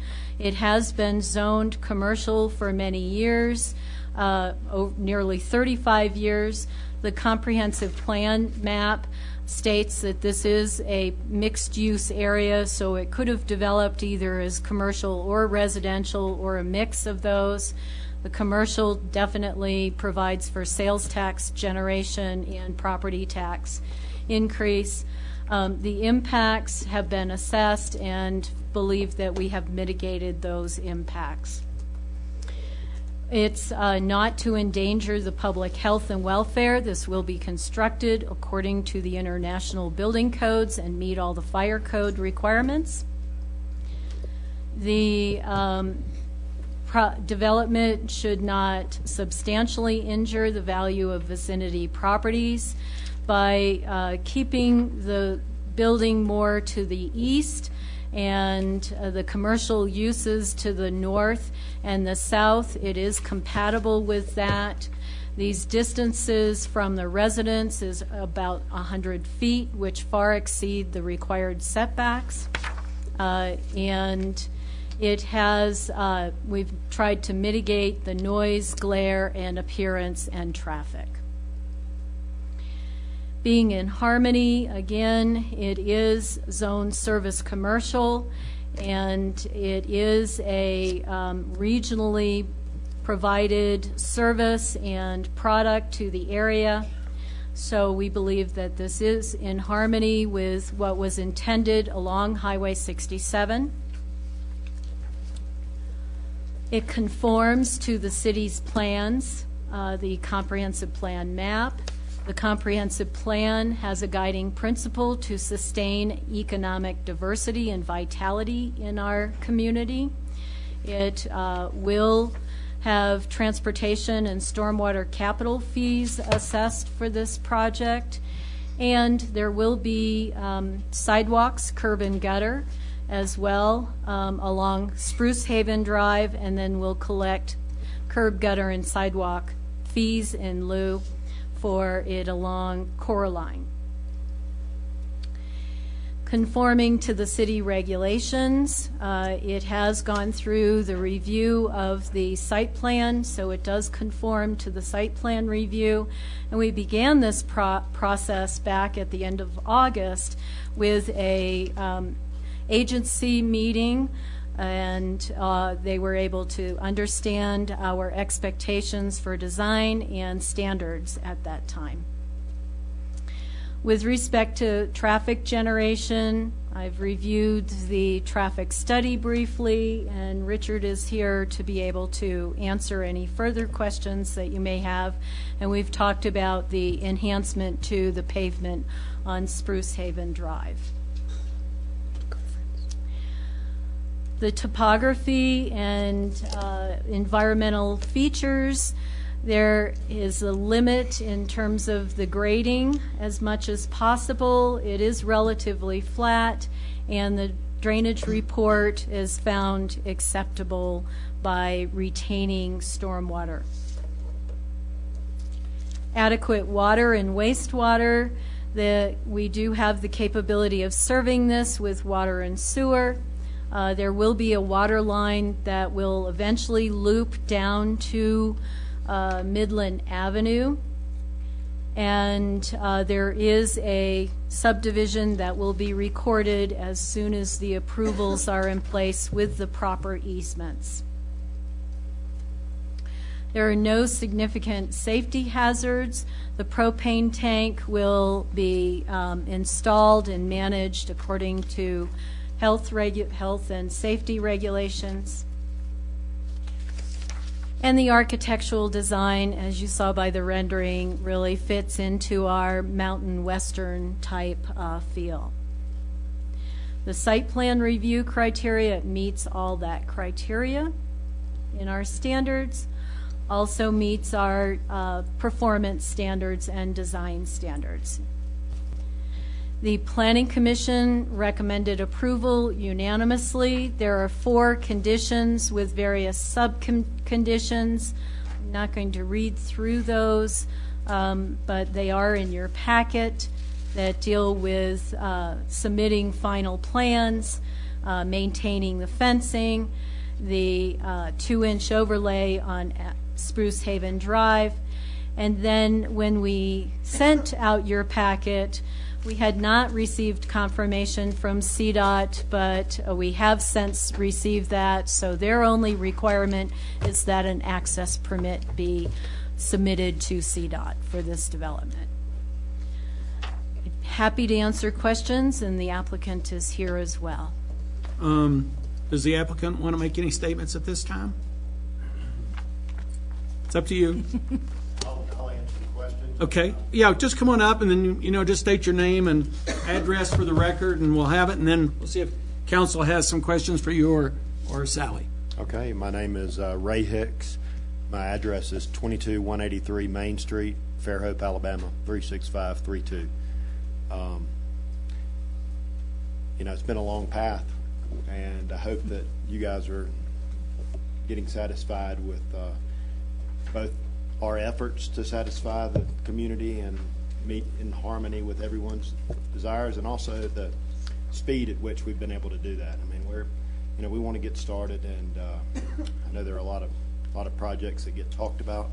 This is a project that's going to get done, and hopefully with a positive vote tonight, we're excited about getting started sooner rather than later. Any questions from council? Yes, John. I have a question for Sally. A number of citizens expressed some concerns about the building and its location. Have those been adequately addressed, and you responded to the citizens? We've worked very closely with the citizens, and they had a very good dialogue with the Planning Commission at their hearing. Of course, this is a hearing this evening for them to be able to express their opinions. Yes, Carol. John asked this question earlier of Mr. Hicks. Could you talk a little bit about how many full-time and part-time employees the Tractor Supply will have? I can, and I want y'all to know that I'm a messenger on this topic. Tractor Supply operates the business. I do own the building, to build it and own it and lease it to them. Excuse me.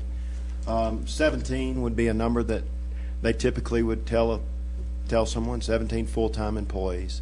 And they have benefit packages, health insurance, those sort of things for their employees. And more than that, I would be speaking on a topic that I don't know much about. So. No, thank you. That's exactly what I wanted to hear. Other questions? Hearing none, then we will open the floor to public comment. Anyone who's here that would like to come and speak on this subject is welcome to do so at this time. Seeing none, then I will close the public comment. Any final questions from council? Discussions? Then in that case, we'll entertain a motion. I move the approval of ordinance 1197 for conditional use permit site plan review as presented. Second. With the what? Oh, with the 4 amendments, I guess, yes. Right. Okay. With 4 amendments, and I have a second. Any further discussion? Hearing none, then we will take a vote. Cindy? Thank you. Turley? Yes. Brevetto? Yes. Carlson? Yes. Harvey? Yes. Matthews? Yes. Schaefer? Yes. Thank you. Motion carries unanimously. Welcome to the community.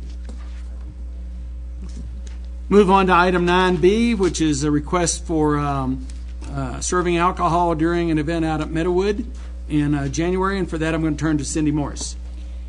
Thank you. You will recall... Oh, and yeah, well, let's get Eric. Forgot.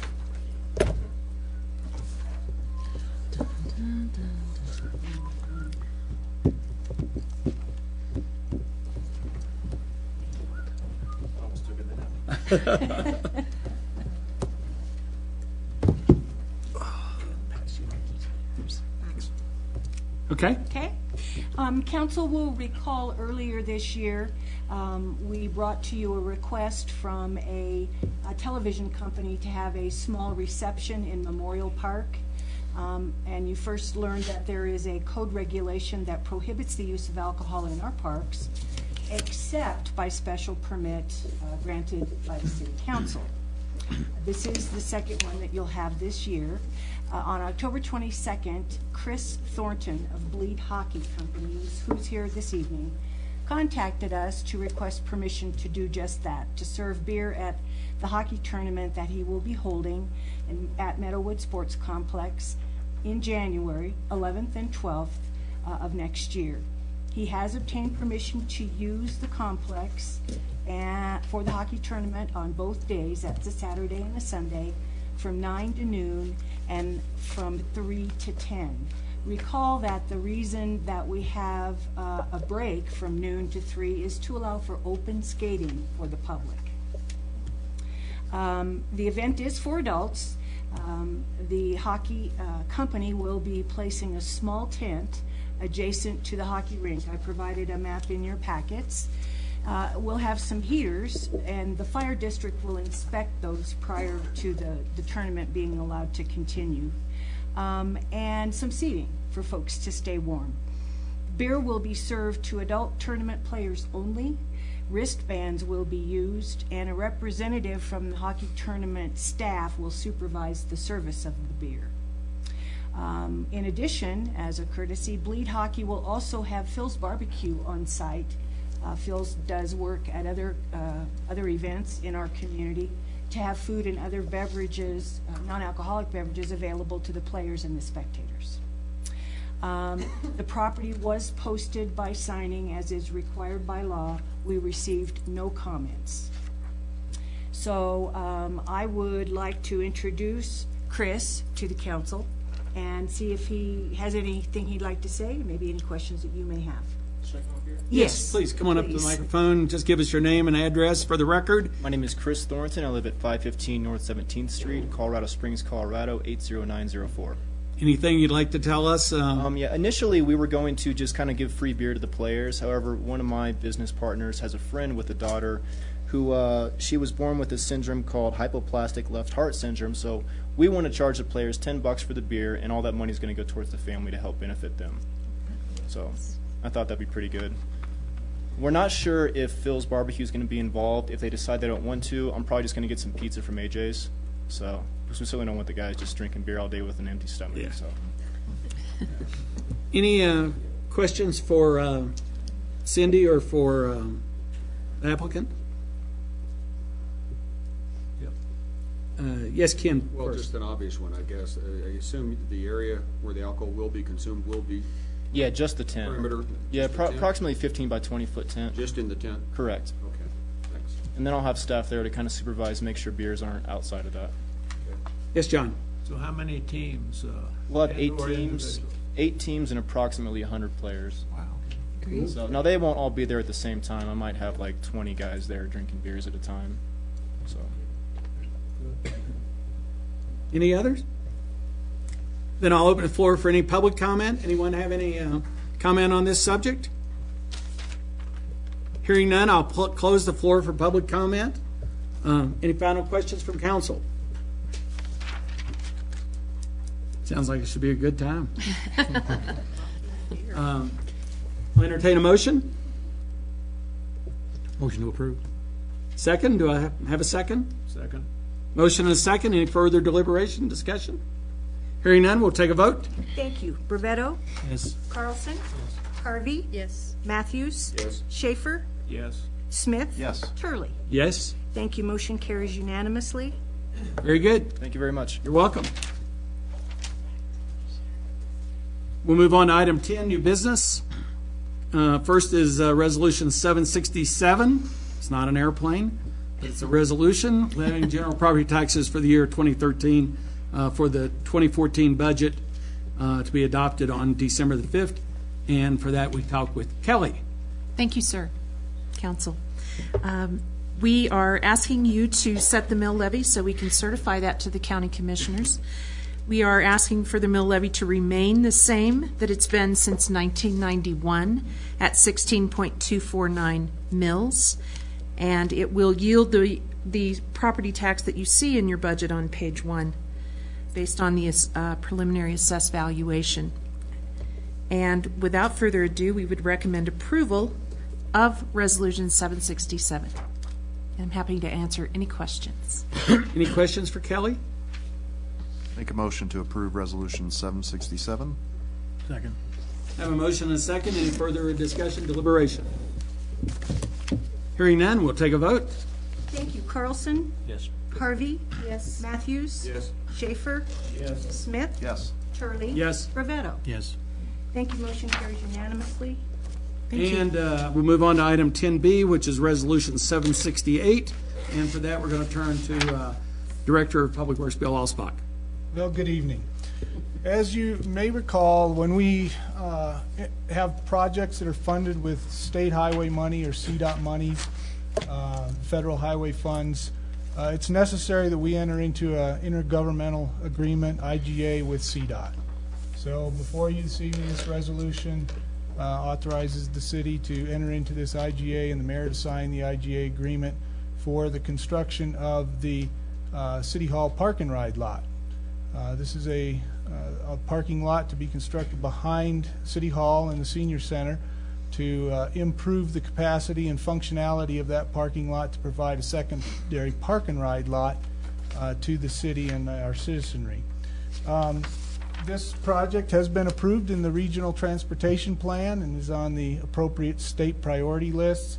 It's funded with air quality funds because it is a park and ride, encourages carpooling, bus use, and those kinds of things. The funds are included in the 2014 budget for the city's portion. The reason we have this IGA before you now and before we approve our budget is just a point of clarification. CDOT's fiscal year starts in July. And so we're already into their 2014 year. And so we've been working with them to get the IGA in place so that it gets before you, approved, and we can advertise for construction early in the year as soon as the budget's approved and be ready to go to construction early next year when the construction season comes around. So that's why you're seeing that this evening. It's our recommendation to approve this resolution 768. Questions? Any questions? That should be a good improvement. Should be. It's all designed. It's ready to go. Well, move Please. to adopt. Move to approve. Okay. Resolution 768. Second. Have a motion and a second. Any further discussion? Then we will take a vote. Thank you. Harvey? Yes. Matthews? Yes. Schaefer? Yes. Smith? Yes. Turley? Yes. Ravetto? Yes. Carlson? Yes. Thank you. Motion carries unanimously. Thanks, Bill. You're welcome. And moving on to item 11, public comment on items not on the agenda. I do have someone signed up to speak with us. That's Dale and Debbie Carley. If you'd like to come forward to the microphone and state your name and address and tell us what you want to tell us. Hi, my name is Debbie Carley, and I live at 722 Sunnywood Loop, Woodland Park, Colorado, 80863. My name is Dale Carley. I live at 722 Sunnywood Loop, Woodland Park, Colorado, 80863. And good evening, and thank you for letting us be here. If I could get you to step up just a little bit, maybe pull the microphone down a I'm little sorry bit. I'm not very No, good that's at okay. public speaking at all. No, I really, no problem. I'm so sorry to be here. And first and foremost, I love the city of Woodland Park. We have lived here for 19 years. My children came through 12 in the schools here. My daughter graduated 2012. One graduates this year. I love the city of Woodland Park. We had a very bad disaster Sunday. I don't even know how to start explaining this. A water main broke at our property complex. And I wanted to start by saying I love Woodland Park. And I have pictures. And I am not sure if we can pass these around. I can take them, Debbie. Thank you, Cindy. Sure. And share. Yeah. And I also have, if I read probably my letter, I made little packets. I was taught to be prepared. And what I did. And wait and talk when you're standing up to the microphone because Okay. it's going out and for people and I'm we want so to get sorry. it on the. No, it's no problem. We're Okay. informal here. So I made a packet. I can take those too. That would be so Why don't you just wonderful. let me have all the folders and I'll go through them. Thank you for helping me, Cindy. Sure. And it really, if you read my opening, I had to write a letter to the city explaining what happened. It was a water main break. It was right by our complex. It was 10 feet down, 4 feet from the building, and probably 100,000 gallons of water started rushing through the apartment. 10 to 15,000 gallons of water. Oh, I went to 100,000, I'm sorry. 10 to 15,000 gallons of water. We got phone calls from our tenants in the middle of the night in panic. There's water rushing in everywhere. It's 12:30. My husband gets up. We live like 10 minutes from the complex. He was there. He turned off the water, our water. We rushed I have videos. There was water everywhere. They worked for hours. The fire department came. The city came. They found the shutoffs. Everybody worked as quickly as they could to get it done. They shut off the water. City came. They hubbed the pipe, and the problem is resolved. At this point, the pipe is fixed. There's no more leaking. But at this point, we ripped out the carpet as soon as possible. We did everything we could to protect our tenants. I went, I got storage sheds. We brought our trailer to move their stuff. We ripped out the carpet because it literally, there was, you can hear sloshing. 5 to 6 inches of water. 5 to 6 inches of water. The fire department could not keep up with their pumps to get the water out of the building. But Thank you to the fire department, too. Kudos to the city and to the fire department. Everybody did the best that they could. So this happened November 11th. Today is November 21st. And the two tenants downstairs, one went to Kansas. They're living in a motorhome. The other boys found somebody to live with. A tenant who has been with us 8 years lives upstairs, wants to stay living there. So does the other tenant, but is starting to have an odor. Time is of the essence. My apartment building, it's huge. It's sheetrock, and water came up under the tubs and through the sink, and it's filled with dirt and mud, and it's starting to have an odor. And I just want my tenants to have it. They want to all come back. I want it fixed as soon as possible. I have a mortgage payment due December 15th. I don't have rental income. And I've been quoted $50,000. I'm hoping we can find something a little cheaper than that, but we don't have $50,000. So, Okay. my mouth went very dry. That's okay. I'd like to have our city manager, if we could, kind of talk about what all went on and from a city perspective, so that the council, we kind of hear what you guys are telling us and what the city manager has to say. Mrs. Carly, were you done? Were you done with your presentation? I couldn't tell if you were choking or if you were. I'm you sorry. Were done. And you can. My mouth went We'll dry. we'll give you more time if you needed to. It is an unfortunate event. It is true. It's a 6-inch water main that connected two streets in the Forest Edge subdivision, not underneath a roadway. So there are two roads that are relatively close to each other that have houses on them, and this water main scoots between the two roads to serve the two areas. The water main was probably built in the early to mid 70s, 72 to 76. On the plat, there's an easement there that allows the water main to be there. And then the building, we're not sure when it was built, but we think it was built in the 73 to 76 time frame. So it's clear to us that the water main was built as part of the subdivision construction, and then the buildings were built. Don't know why the building was 4 feet away from the water main. That's been lost to history, and it's really almost immaterial. But the break did occur after midnight, early morning hours of Veterans Day. I think the first call did go to the fire department. They responded with one of their trucks. Their pump actually burned out, and then they tried to get another pump in there off a brush truck, and it started pumping. It couldn't keep up.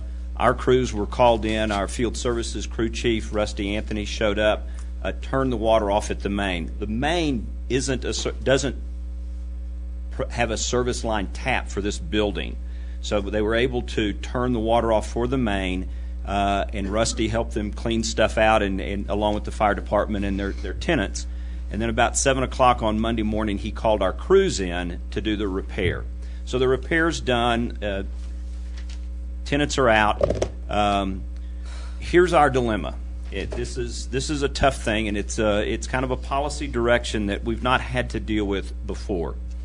As I mentioned to Eric Singer from KRDO, the government has immunity in issues like this. It's pretty heartless, but it's the truth. When there are failures in systems that can't be anticipated or that the city doesn't have a responsibility to maintain, for example, a sewer line or road intersections or handicap ramps, where there actually can be negligence found, there's a process in place that's called governmental immunity, where the government can disassociate itself because of the magnitude of their infrastructure. We didn't invent governmental immunity. We just have that opportunity to take advantage of it. When it came to my attention on Tuesday morning that this had occurred, Cindy and I talked. She, of course, as you know, is the chair of our CIRSA board, our Colorado Intergovernmental Risk Sharing Association, so we contacted them immediately. They sent down one of their representatives Wednesday morning who did the initial assessment. Ted, I think you visited with him. And he was working on an initial assessment, and so Cindy and I also talked about a good neighbor policy. Some communities have adopted a good neighbor policy to say, to heck with governmental immunity, we'll accept a certain amount of liability, and I use that term loosely, to help folks recover from situations like this. The maximum good neighbor policy number that she could think of was either Grand Junction or Montrose, and it was $7,500 per incident. Some other communities have about $2,500. We don't have a formal good neighbor policy, but I can tell you we practice that in some areas. So I suggested to Cindy that we allow $5,000 for the Carleys and $5,000 for each occupant to help them defray the costs associated with this situation. We also picked up the tab for the residents as they moved into the country lodge for a few nights before they found other places to live. We didn't have a good handle on what the cost was going to be. We now have a better handle on what that's going to be. Ted says it's about $45,000 damage to their property. We don't have a clue yet as to what the damage is for the two occupants. So we made that offer, we made that gesture, and we're still willing to do that. The difficult issue is for the council to decide is, I would hope you would not cause me to enforce governmental immunity across the board. Because I believe we're a compassionate city. We try to help our citizens when they're faced with these kinds of situations. It certainly is your prerogative to provide some direction to me, to provide some higher level of return. One of the things that we've done is we have initiated a conversation with CIRSA. We have asked the Carleys if they have insurance that would cover this. We believe that response is no, their insurance doesn't cover it. The same is true with the occupants. They don't have renter's insurance. Should they? Should they have some responsibility associated with this? Should there be a cost sharing associated with this? Frankly, when it comes down to it, but for that water main break, they wouldn't be standing in front of you tonight. We would need to talk to CIRSA to see if they would be willing to pay that. If they do, I can tell you that our rates will go up. If the city pays for it, that comes out of our budget. It's a dilemma. We want to be compassionate, but I also have to think about 7,169 citizens that also reside in this city that expect us to provide services to them. I don't worry too much about a precedent being set, but it is another concern. So that's the history of this from the city's perspective. Have I misrepresented anything that you know? You did so well. I wasn't. No, I'm very comfortable with everything Okay. you said. Okay. Because I want to make sure that there's accuracy in reporting here. We don't, if you gave us $7,500, we don't have the rest of the money to fix the building. So I understand. We know that. I don't know what to do. Okay, Ken, first, please. Well, I have to ask this question. Was the insurance, did you have insurance on the building? But Yes, this was I did. considered flood, so it wasn't? Family, I didn't. American Family Insurance, yes. I mean, was it considered flood and you didn't have flood insurance? Oh, no. No, we're not in the floodplain. I realize I that. had no idea when I bought the building, there was a 6-inch main 4 feet from my. They said it my was a building, city but- main David, that caused the you said flood. insurance isn't covering it? Ours. Their insurance, from what I understand, their Which is in the property packet. insurance will not cover their damages. It's not in Well- the inside of the building. It depends on, insurance will cover only things that you buy. And would there be policies available to cover these kinds of things? Sure. Would they be expensive? Yes. Flood insurance is very expensive in and of itself. And again, flood insurance typically covers things that are acts of God. This wasn't. This was an act of a ductile pipe failing.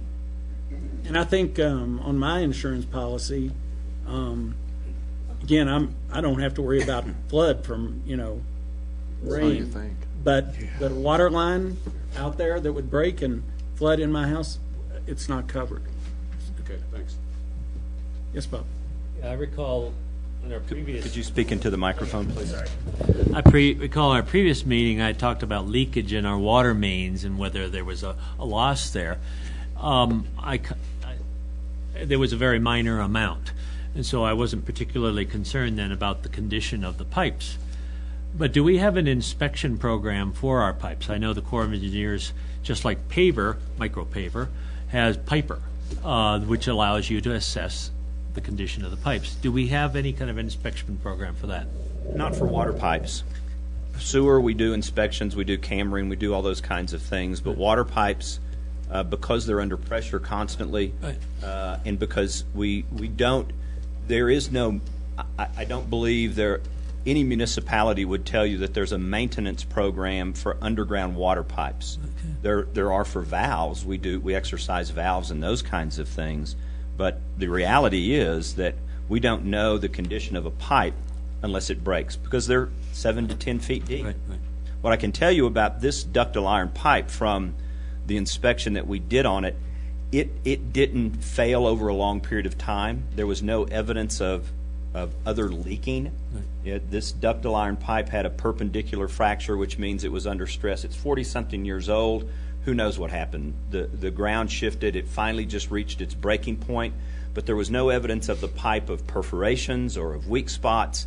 It was just stressed and it burst. It was a catastrophic failure.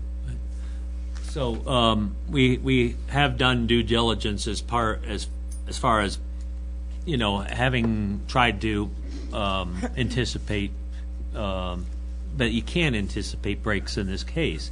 So, but yeah, it was our pipe that burst, and we do have the right to waive sovereign immunity, and the question then becomes how much. And so, Aaron, maybe you can give us some advice on this. Well, I don't think the question is whether you'll waive your immunity. The question is whether the law, which doesn't impose any liability on the city, is in place. I think the question is whether through some really good neighbor policy, are you going to find some money in your budget with the considerations that David mentioned, which are that that there are lots of other residents out there, and the likelihood for this to happen for some others might be there. So that in mind, is the city going to look into its budget or ask your manager to go back to your insurance pool and ask to cover what's essentially a no-fault contribution? And that's the issue. So it really has nothing to do with waiving your immunity. It's simply whether or not you have some money in your budget or would like to request your city manager to go to your insurance pool. Yes, John. You mentioned a number of different figures, David. In terms of what might be a maximum number we're talking about here, if we were to say 45,000, 5,000 per unit in relocation expenses, do you have a maximum number? I would have to go through that math exercise just as you started. The last rough estimate that we saw for the cost to repair the damages to the structure, I think, was $46,000 and some change. we made a commitment to $5,000 for each of the residents. So that takes that up to $56,000 and some change, and we provided, I think it was $900 for lodging. So we're about, what does that come to? 65? No, 57,000. All of that would be, if we agreed to do that, we would. We know there's going to be some costs associated with it, but we would want some estimates or some receipts or something to balance that against. And it's more for, again, our accounting procedures rather than questioning people's integrity. But so do I have a maximum number? It would be in that order of magnitude, yes, sir. Yes, Bob. Yeah, so the question is, one of the options then is to go back to SRSA and ask what conditions they would have. Because giving them 5,000 or 7,000, whatever the goodwill policy has been for other cities, they can't do the job. I mean, they're still out of rent, and they have to pay a mortgage and everything like that. So, they'll take the 5,000 and then just, that's it. So we really have to address the total dollar amount, as John was pointing out. And I think the best person to ask would be SRSA. What are the implications here? And we can absolutely do that. And my thinking on it, I think about, it wasn't from a water line, but I think about, the flood that we had in City Hall. And you go to SRSA, and that's the reason you have insurance, is to help with those things. And yeah, if there's a lot of claims, then insurance rates go up. More self-insured, and that's a fact. I just really feel for these folks and their situation, and if our water line wasn't there and hadn't burst, then it wouldn't have happened. And so I do feel some responsibility towards that. And so I'm just thinking, I'm just talking out loud as we're going through it, that we try to get SRSA, get exact amounts, get SRSA to try to cover it, and then and go from there. Yes, Eric. This is a very extremely difficult discussion. I'm not necessarily a huge proponent of governmental immunity, but I know why it exists. And my heart goes out to you guys. I like the idea of thinking about the goodwill. What did you call it? Good neighbor policy. Good neighbor policy. I guess when this happens again and it's $400,000 of damage, or a sewer line backup or whatever it might be, which we have had. And I know my homeowner's policy does cover sewer line backups because I pay extra for that. The question is, where do you draw the line as it relates to, responsibilities and insurabilities and all those types of things? And,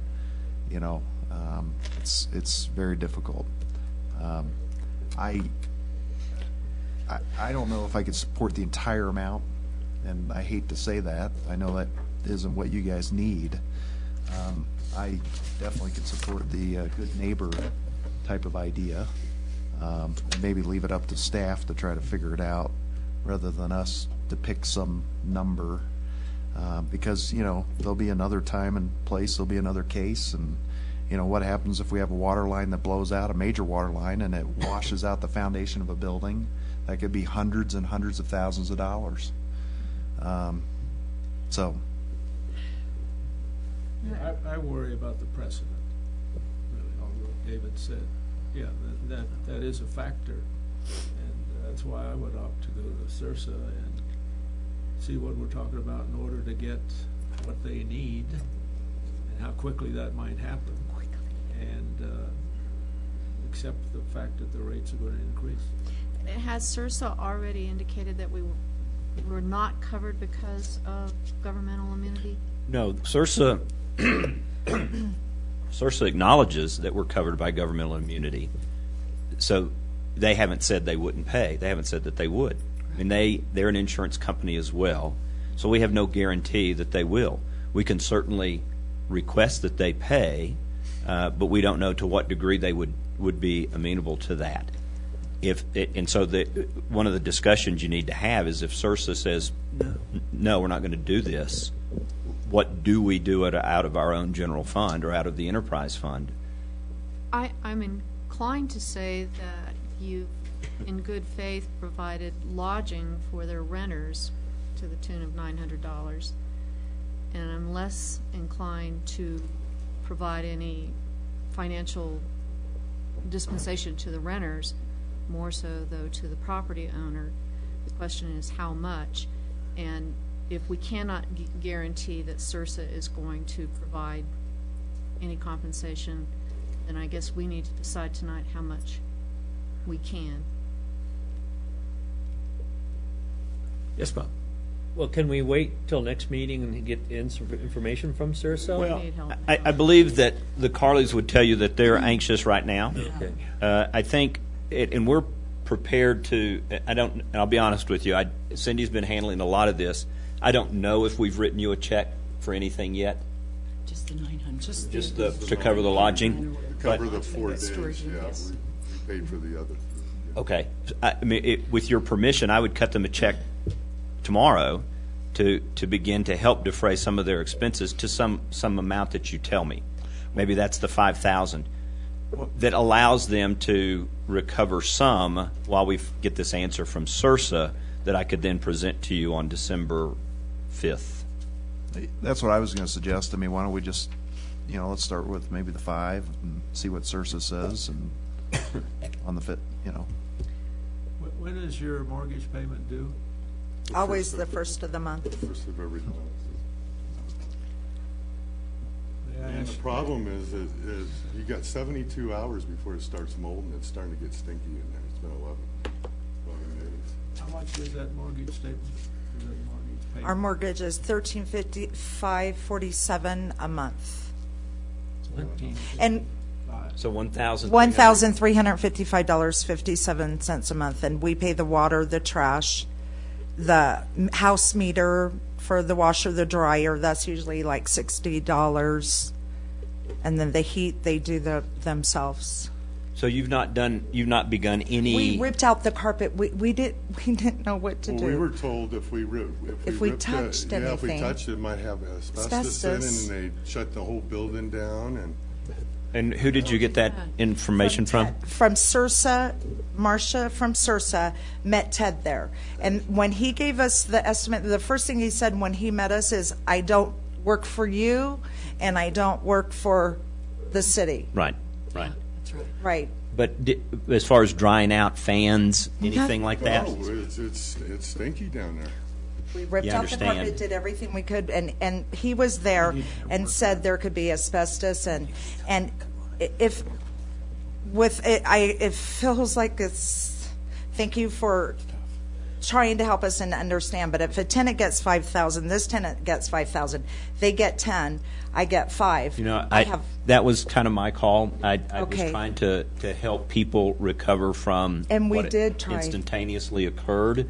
I'm very surprised that you've not done anything to mitigate the moisture in there. No, the windows fans are or- open. $15,000 was the first quote. We were Just to exhausted. get it dried out. Yeah. Okay. Yeah, We don't that's have that true kind of because it money. was the 8 fans and. In the $5,000 to your renters would only be based on receipts. If they brought a receipt because I know I saw mattresses, I saw couches, I saw all kinds of things, and so it's not. I'm not handing them a $5,000 check. It would have to be justified based on expenditures and receipts. Okay. Because we returned, We returned half our- month's rent. One, we returned half month rent, and the other one never paid me rent. This that's month, not yeah. my issue. I'm sorry. I know. Yeah, well, they're not going to pay me when they can't come home, I am so sorry for everyone's loss, but I'm not inclined to reimburse the tenants. I think they've gone out of their way to accommodate the tenants as you have already. But I do think we can come to an agreement on some emergency amount to give them now and then pursue the SRSA coverage and accept the fact that it's going to cause our rates to go up. Yes, Bob. Yeah. So how many apartments do you have in this complex? This is a fourplex, and it wiped out the two bottom. Okay, so you're losing, in a sense, half of your income. Yes. From this building. From this one. From this building, then. And your mortgage is like $1,300 something. And the upstairs they don't know if they should leave. How long is it going to take us to get it fixed? And there's one of the ladies right here that lives. She's lived there 8 years. Yeah, but as of now, is there any water, the damage to the water, is that, in a sense, making the other two units uninhabitable? It could. That's why we. What's it doing? It's the bottom stairs where the carpet's still in. You can smell it. We've had to put fabric softener on it just to keep the smell down, but it's rising to the door. I can smell it into my apartment. So we'll rip that carpet out. We'll rip that out tonight, tomorrow. Well, I think, what we need to do is determine if we want to pursue the SRSA and some maximum amount and it's all based upon costs, that, you just don't hand over checks. It's what the law says. And proceed from there if that's what council wants to do. Do we have any idea what, they mentioned it cost them $50,000. If they have asbestos in there and stuff like that, that's going to shoot that cost up dramatically. Well, one approach is... Whatever we give them, is that going to really help them? Well, solve their I problem? would think it would be better that was than... included. I think that was included in the estimate. You read the estimate. No. Wasn't, No, I they think have the everything. estimate. It is not included. And it would need to be, I think, a maximum amount, and then, but again, what's paid would be based upon what's presented to the city. Yes, sir. Yeah, I would suggest we take a two-step approach. I'm concerned about the precedent. I'm sorry. I am. I've got to think about the city as a whole. I would say step one, let's do an immediate goodwill gesture of, I would suggest the $5,000. David can cut that check tomorrow to you guys to at least begin this. I would want to hear more about the claim and whether SRSA is going to cover it or not. And I'm not ready to just turn SRSA loose and say, well, whatever it is, or even set a big dollar amount. I'd like to hear that again, because to me, this is a policy decision that could have ramifications potentially down the line. So I say, why don't we start with step one, and then we'll talk about step two later. I agree. Yeah, me too. Do you need a motion? No, but yes, no, I don't. That's sufficient. But I want to go back to something Ms. Harvey said about the tenants. I've made a commitment to them, and we with an upper limit of the $5,000. That includes the lodging and receipts. I would like to honor that. We've not been given any receipts or anything. But again, in the interest of being compassionate to those folks, I made that offer to them, and I'd like to honor that.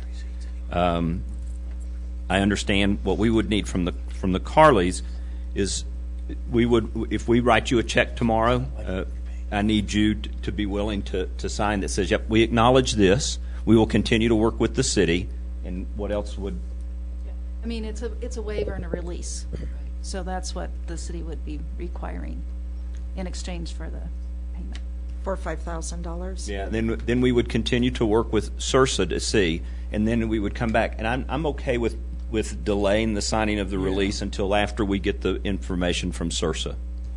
What that says, ultimately, what that says is, if we reach an agreement, if the council says we're going to pay you, or SRSA is going to pay you X amount of dollars, we want to be that's a done deal. Because their alternative is to say, we've got governmental immunity, we don't have to pay you a thing. So once we pay you this, a year from now, we don't want to get another request for money because something else was discovered. It basically limits the amount that we would pay you. That's what that release would do.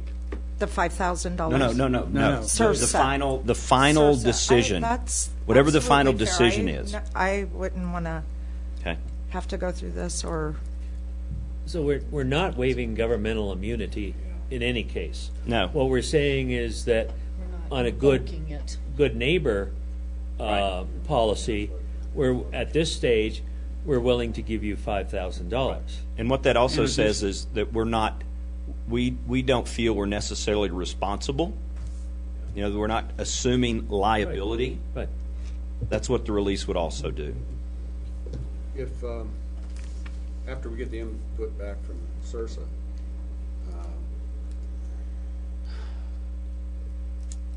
well, I'm gonna let that go, never mind. Well, I will ask that. If you get the input back and it looks good, rather, in the interest of time, and rather waiting to the 5th of December, if you get an answer sooner, is there a way, a vehicle, where we could correspond, have a special meeting, either in person or via email or something, to speed things up, or does it have to be at that meeting? You know, and I'm going to make this statement, and Cindy's going to fix me. If CIRSA agrees to a payment, then we don't need to do anything with council. Oh, okay. Is my opinion. Well- Because Well, it depends on what it is, and Yeah, I what's would- it gonna do to our rate. Yeah, I'd want to hear the details of that, because, I mean, to me, that's a financial, yeah, and it's a policy decision, and it's, Okay. you know, It's an estimate from you. Sure. Yeah. One of the things that's difficult to do, because we're a pooled insurance, is when our rates go up for a specific thing, it's hard to understand exactly what the impacts are on the rates, because our rates are then shared by the rest of the pool. But we can work through that and try to get a better idea We'll see of what what we that can would do. be. It's 200-plus other communities in the state that share the risk here. So Well, and they're- we might be able to get to a point where we can talk about a percentage rather than a dollar. We'll call them. and we don't even know if CIRSA will cover this. That's exactly right. We do not know. So- They have asserted immunities, so. Because Another question, do you have good rental history on these units? I mean, Oh, yes, they are yes. occupied. We've had them 8 years, yeah. It'll be 9 years in January. Is there any possibility you could refinance? Well, refinance, I don't, to be honest, sir, I don't feel that I should pay Using for the a city units line. as assets, interest rates are low, and use that money to pay If for needed, the repair. If it was needed, but we've already talked to Wells Fargo, and they're not interested in any part of it.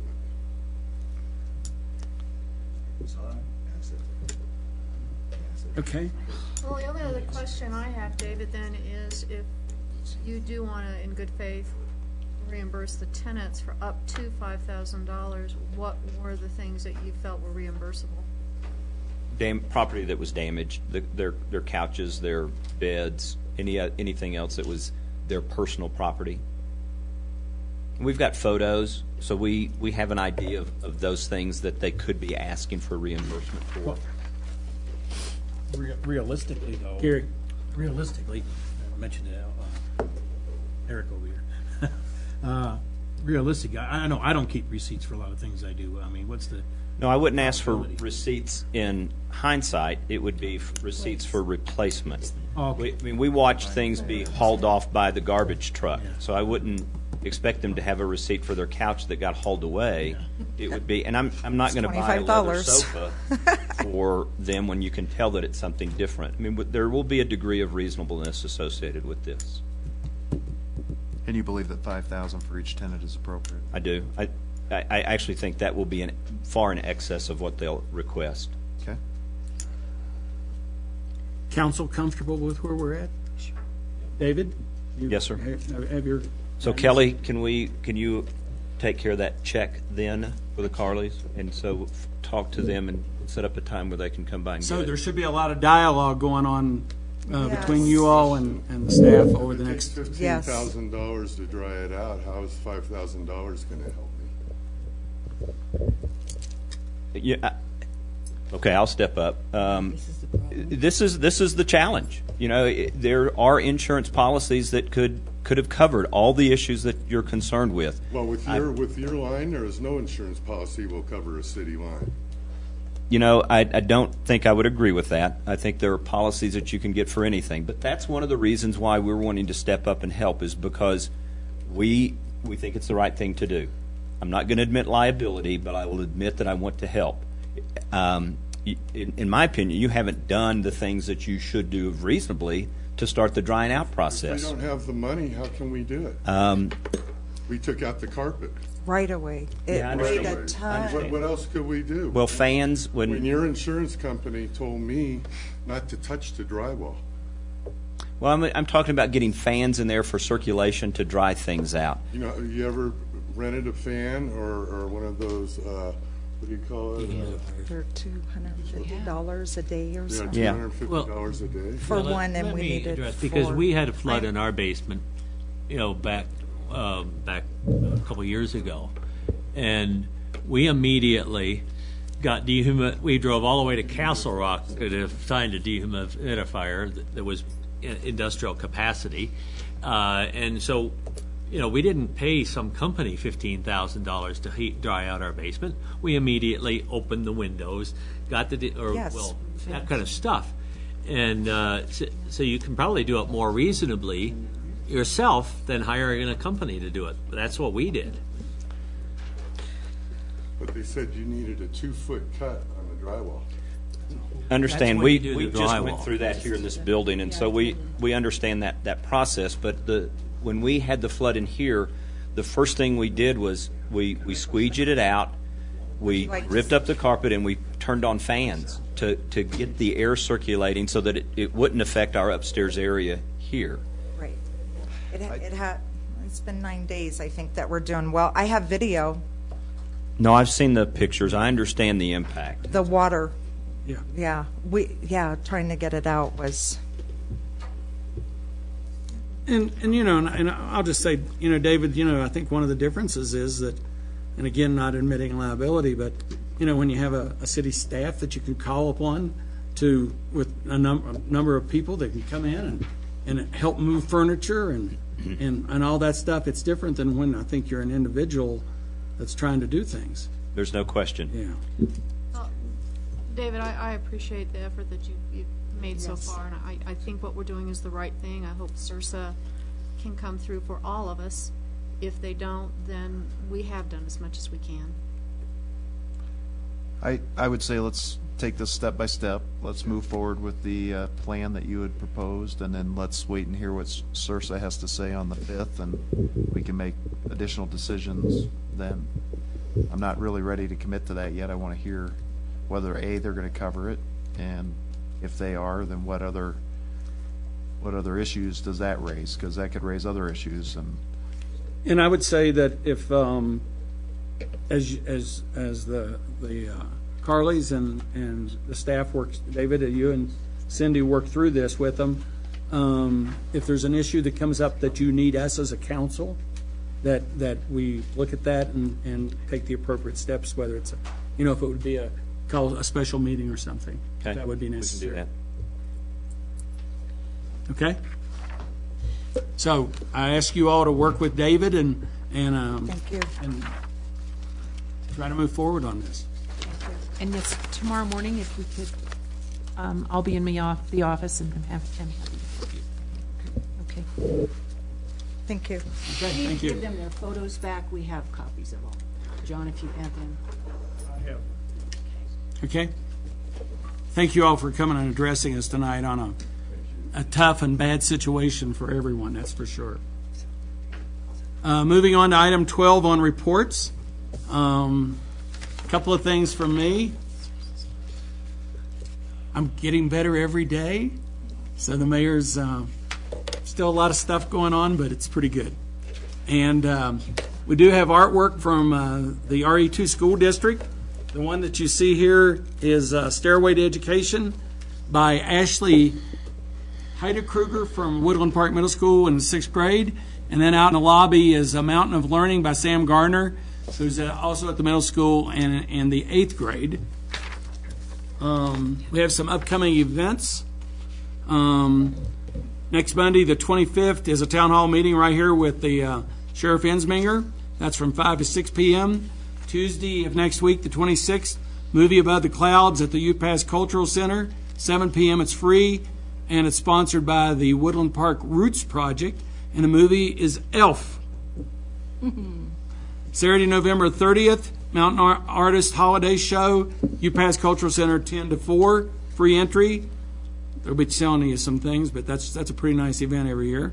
Monday, December the 2nd to Wednesday, December the 18th, Christmas tree cuttings going on in the National Forest. $10 permits are available at the Ranger Station on Weber or at the middle school on December the 7th, 8th, 14th, and 15th. Thursday, December the 5th, Prospect Home Care and Hospice Annual Lights of Love Celebration. That's at the Cultural Center from 6 to 8. Thursday, December the 5th is the Chamber Lunch and Learn Must-Have Tools to promote your business with, that's going to be with Mike Perini. And you contact the Chamber at 687-9885 for reservations. Next week, Thursday, November the 28th, is Thanksgiving. We all have a lot to be thankful for, and some of us more than others. And I'm very thankful. And believe me, all next week, I don't know, all the time I'm thinking. And just as a reminder, the Lighter Side of Christmas Parade and lighting of our community Christmas tree is going to be on Saturday, December the 7th. A lot of things going on within the Pikes Peak Council of Governments and interactions between several of us mayors. The second week in December, Mayor Bach from Colorado Springs, Mayor Easton from Monument, and Mayor Snyder from Manitou will be coming up, and the four of us will be having a meeting. And this stuff pays off in a couple of ways. If you've traveled through the Colorado Springs Airport, you've probably heard Mayor Bach make announcements. Welcome to Colorado Springs. Actually, next Tuesday, the mayor of Woodland Park will be recording an announcement to be played at the Colorado Springs Airport, welcoming people to the Pikes Peak region and Woodland Park for the holidays. Cool. And so that's kind of exciting. I don't have draft text yet. They're working on them down there, and hopefully I'll get them tomorrow and we can work on them up here. And Tuesday I'll go down and do a little 15 to 30 second recording. So that's kind of exciting. It's another way to get our town on the map, and so I kind of look forward to that. Eric? Nope. Nothing. Oh. Gary?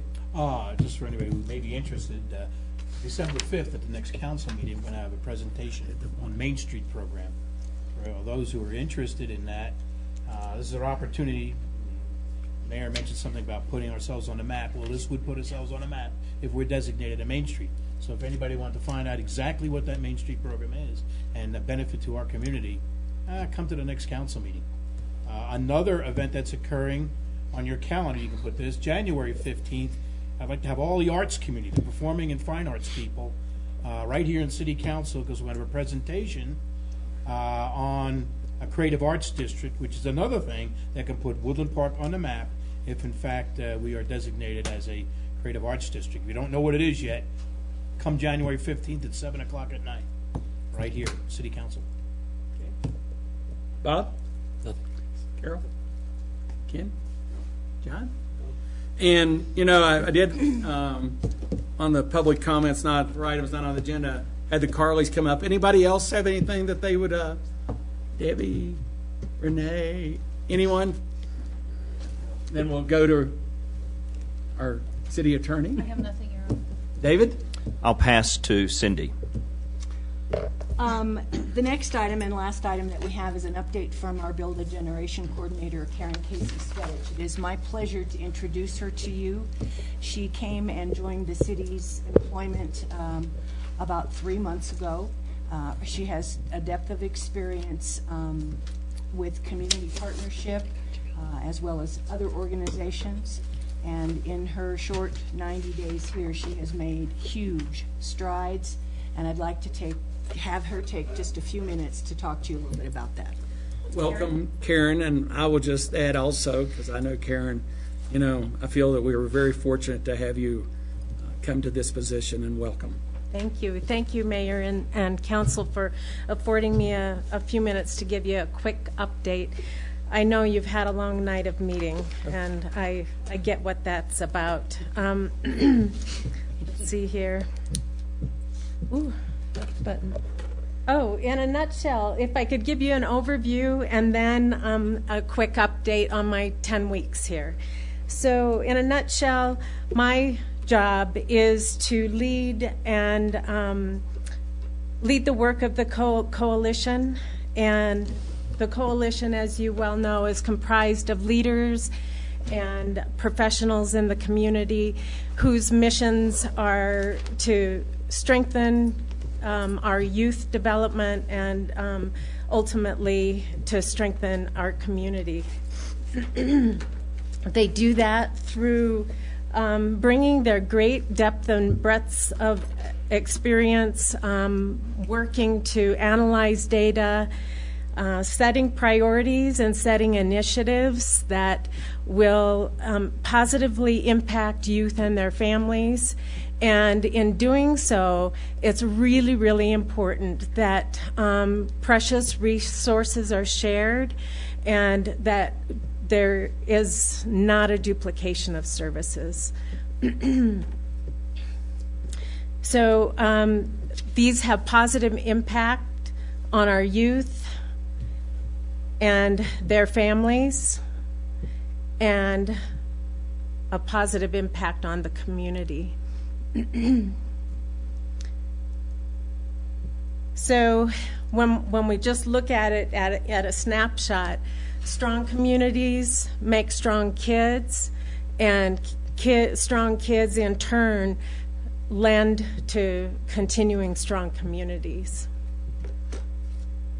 So the data that the Build a Generation Coalition considers includes local, state, and national data from a variety of sources looking at longitudinal trends. And some examples of that are Healthy Kids Colorado survey that's administered here in RE2, and it's done every 2 years. And so we're in the process right now of having that survey administered. A Colorado Youth Risk Behavior Survey, and then we look at local data from law enforcement, victim advocacy, and social services. So on a couple of high-level research facts about prevention, the NIDA, National Institute on Drug Abuse, after more than 20 years of research, they continue to see that building protective factors and reducing risk factors are the critical key to effective prevention measures. And it doesn't just involve drug abuse. It involves lots of different social and personal behavior issues so to have those different factor building and reduction.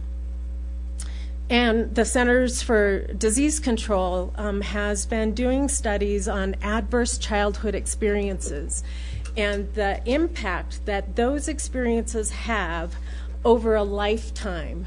And so you can see from this pyramid, you see the foundation signifies that adult or adverse childhood experiences ultimately delay and hamper the development of children, and ultimately in life can lead to early death or pretty severe levels of social and health dysfunction and disarray. And those adverse childhood experiences categories in the study are listed here. I think that it's important to note that when these happen, that it impacts an adult's health and social behavior risk factors in a negative way. And so we have some of our own risk factors. On the last Healthy Kids Colorado survey, which was administered in 2011, this is an example of risk and protective factors specific for Woodland Park High School. Oops. Did they just do that survey again? Has that been going on the last couple of days or something? Today they... Okay, today they administered it at the high school, and then on, I think, December 4th, they will be in the middle school. So the print is too far to see, but I want to see the titles of the risk factors. But starting at the far left, for instance, there are about 37% of the students who were reporting that it's really pretty easy to get alcohol and other drugs. There is a component here that speaks to the favorable social norms and laws that might not be adhered to, whether it be at a liquor store or selling tobacco or whatever. Another critical component is families' favorable attitudes toward drug use. And so those are the kinds of risk factors that we see that are specific to our kids in our community and their families here. The two blue bars indicate protective factors, and the two protective factors that are shown here are opportunities for pro-social involvement in the schools and in people's families. And so we can capitalize on these kind of things. One of the common threads that we see in the district, and I'm sure that you've seen it, is parent engagement, or maybe a lack thereof. And so the coalition wants to pay really close attention to that. This is just a snapshot of the longitudinal data that shows from 2005 to 2011. And one of the things that I wanted to point out is how easy it is, at least students' perception, to obtain alcohol, tobacco, and marijuana.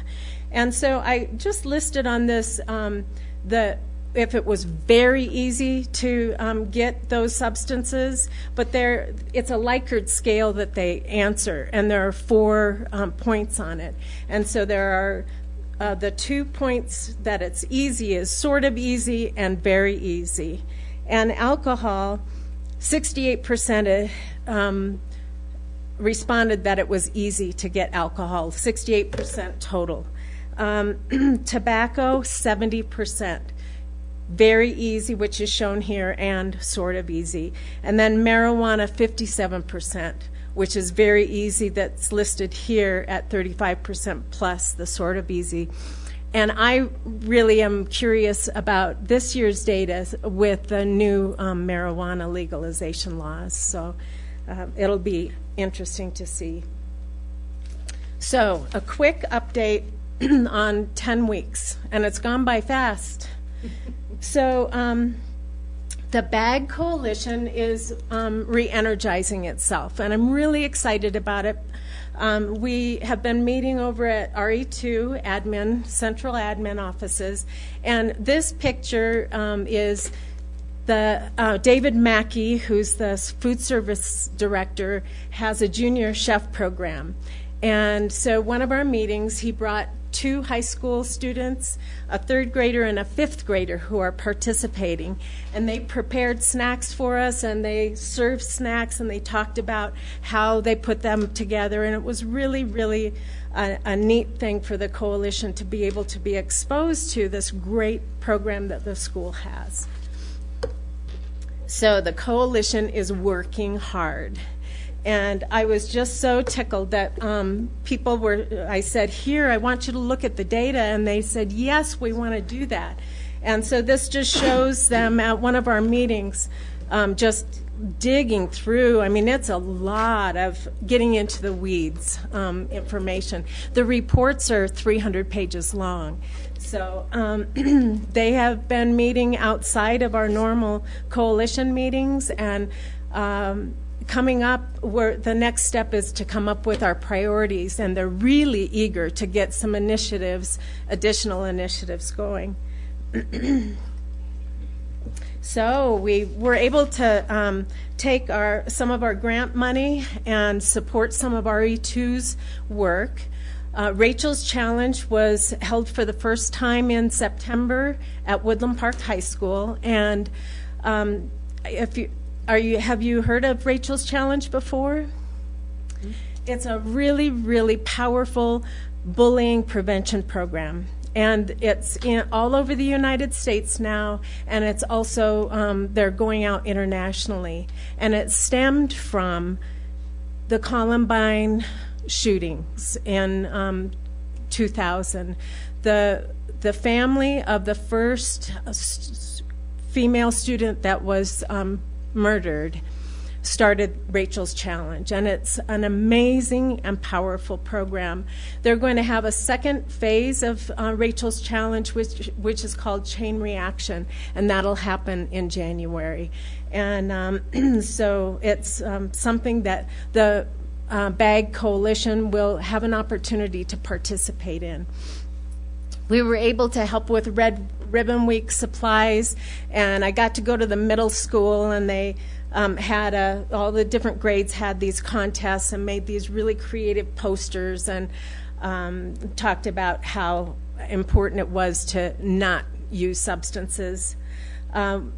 We talked about the survey, and I've gotten to work with Ryan Koski, the student resource officer, and so he, in his education for DARE, he had wanted to provide T-shirts, and I had some grant monies that I was able to support him with for that, and he was able to go to SRO school last month, and so he was really happy about that. And then the third thing was the Drive Smart initiative over at the high school, and that happened last week, and so Ryan was able to provide T-shirts for the students that participated.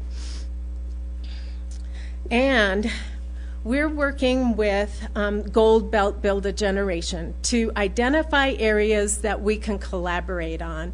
And while our communities have its distinct each distinct own priorities and concerns, there are things that come into play that are in common, that we can go out and seek funding together about and say, Teller County looks like this, and we have this concern in North Teller and other concerns in South Teller. So that I went to their retreat last month, and one of the things we came away with is a monthly meeting for funding strategies and to determine where those collaborative funding opportunities might be.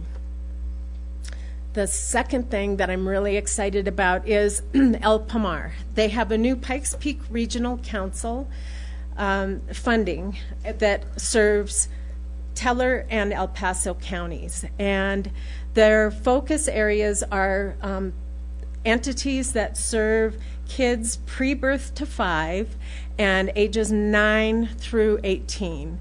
And so they met with us on 3 different occasions, and one of our outcomes was that Tony and his staff had a pizza, or they had a pumpkin carving contest planned for the teen center.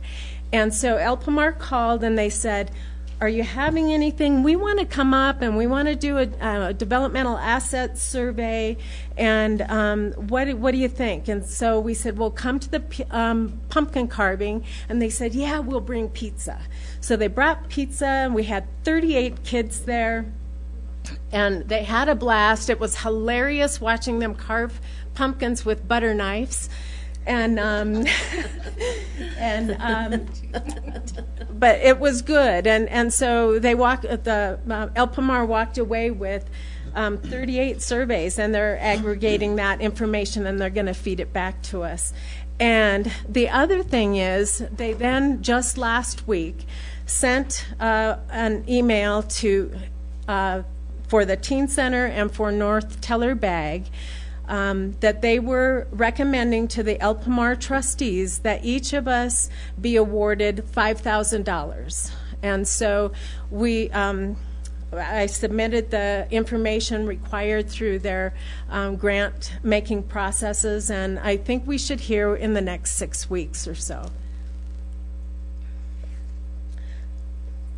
So The last thing that I just wanted to give you information about, I was able to do a couple of trainings and certifications. And the first one was a substance abuse prevention skills training. It's a 3-day training, and it was held in Cripple Creek. And so there were a bunch of us that worked together regularly that went through this process, and a bunch of several professionals from Fort Carson were also there.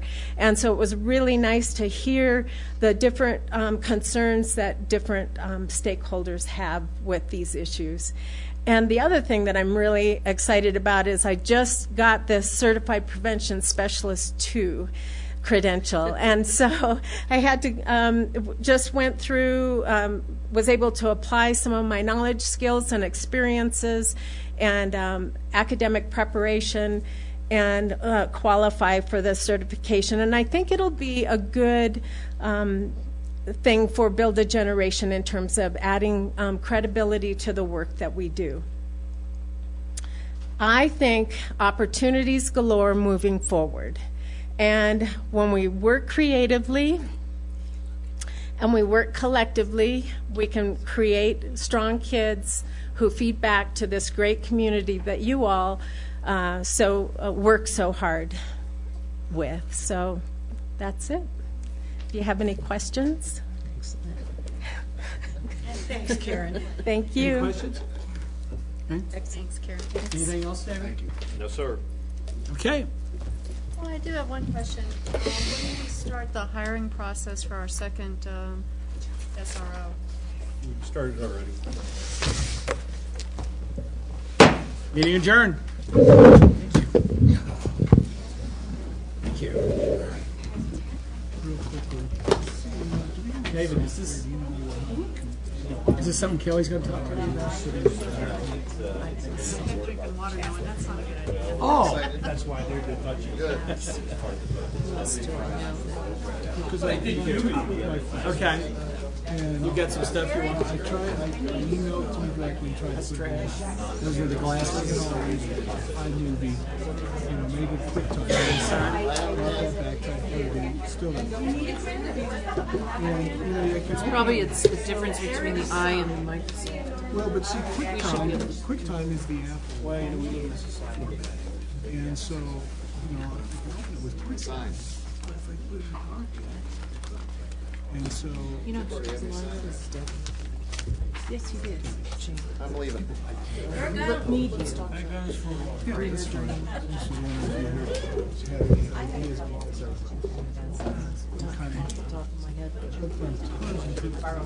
Hard readers. That's okay. I have 5. Good. Yes. Do you get everything?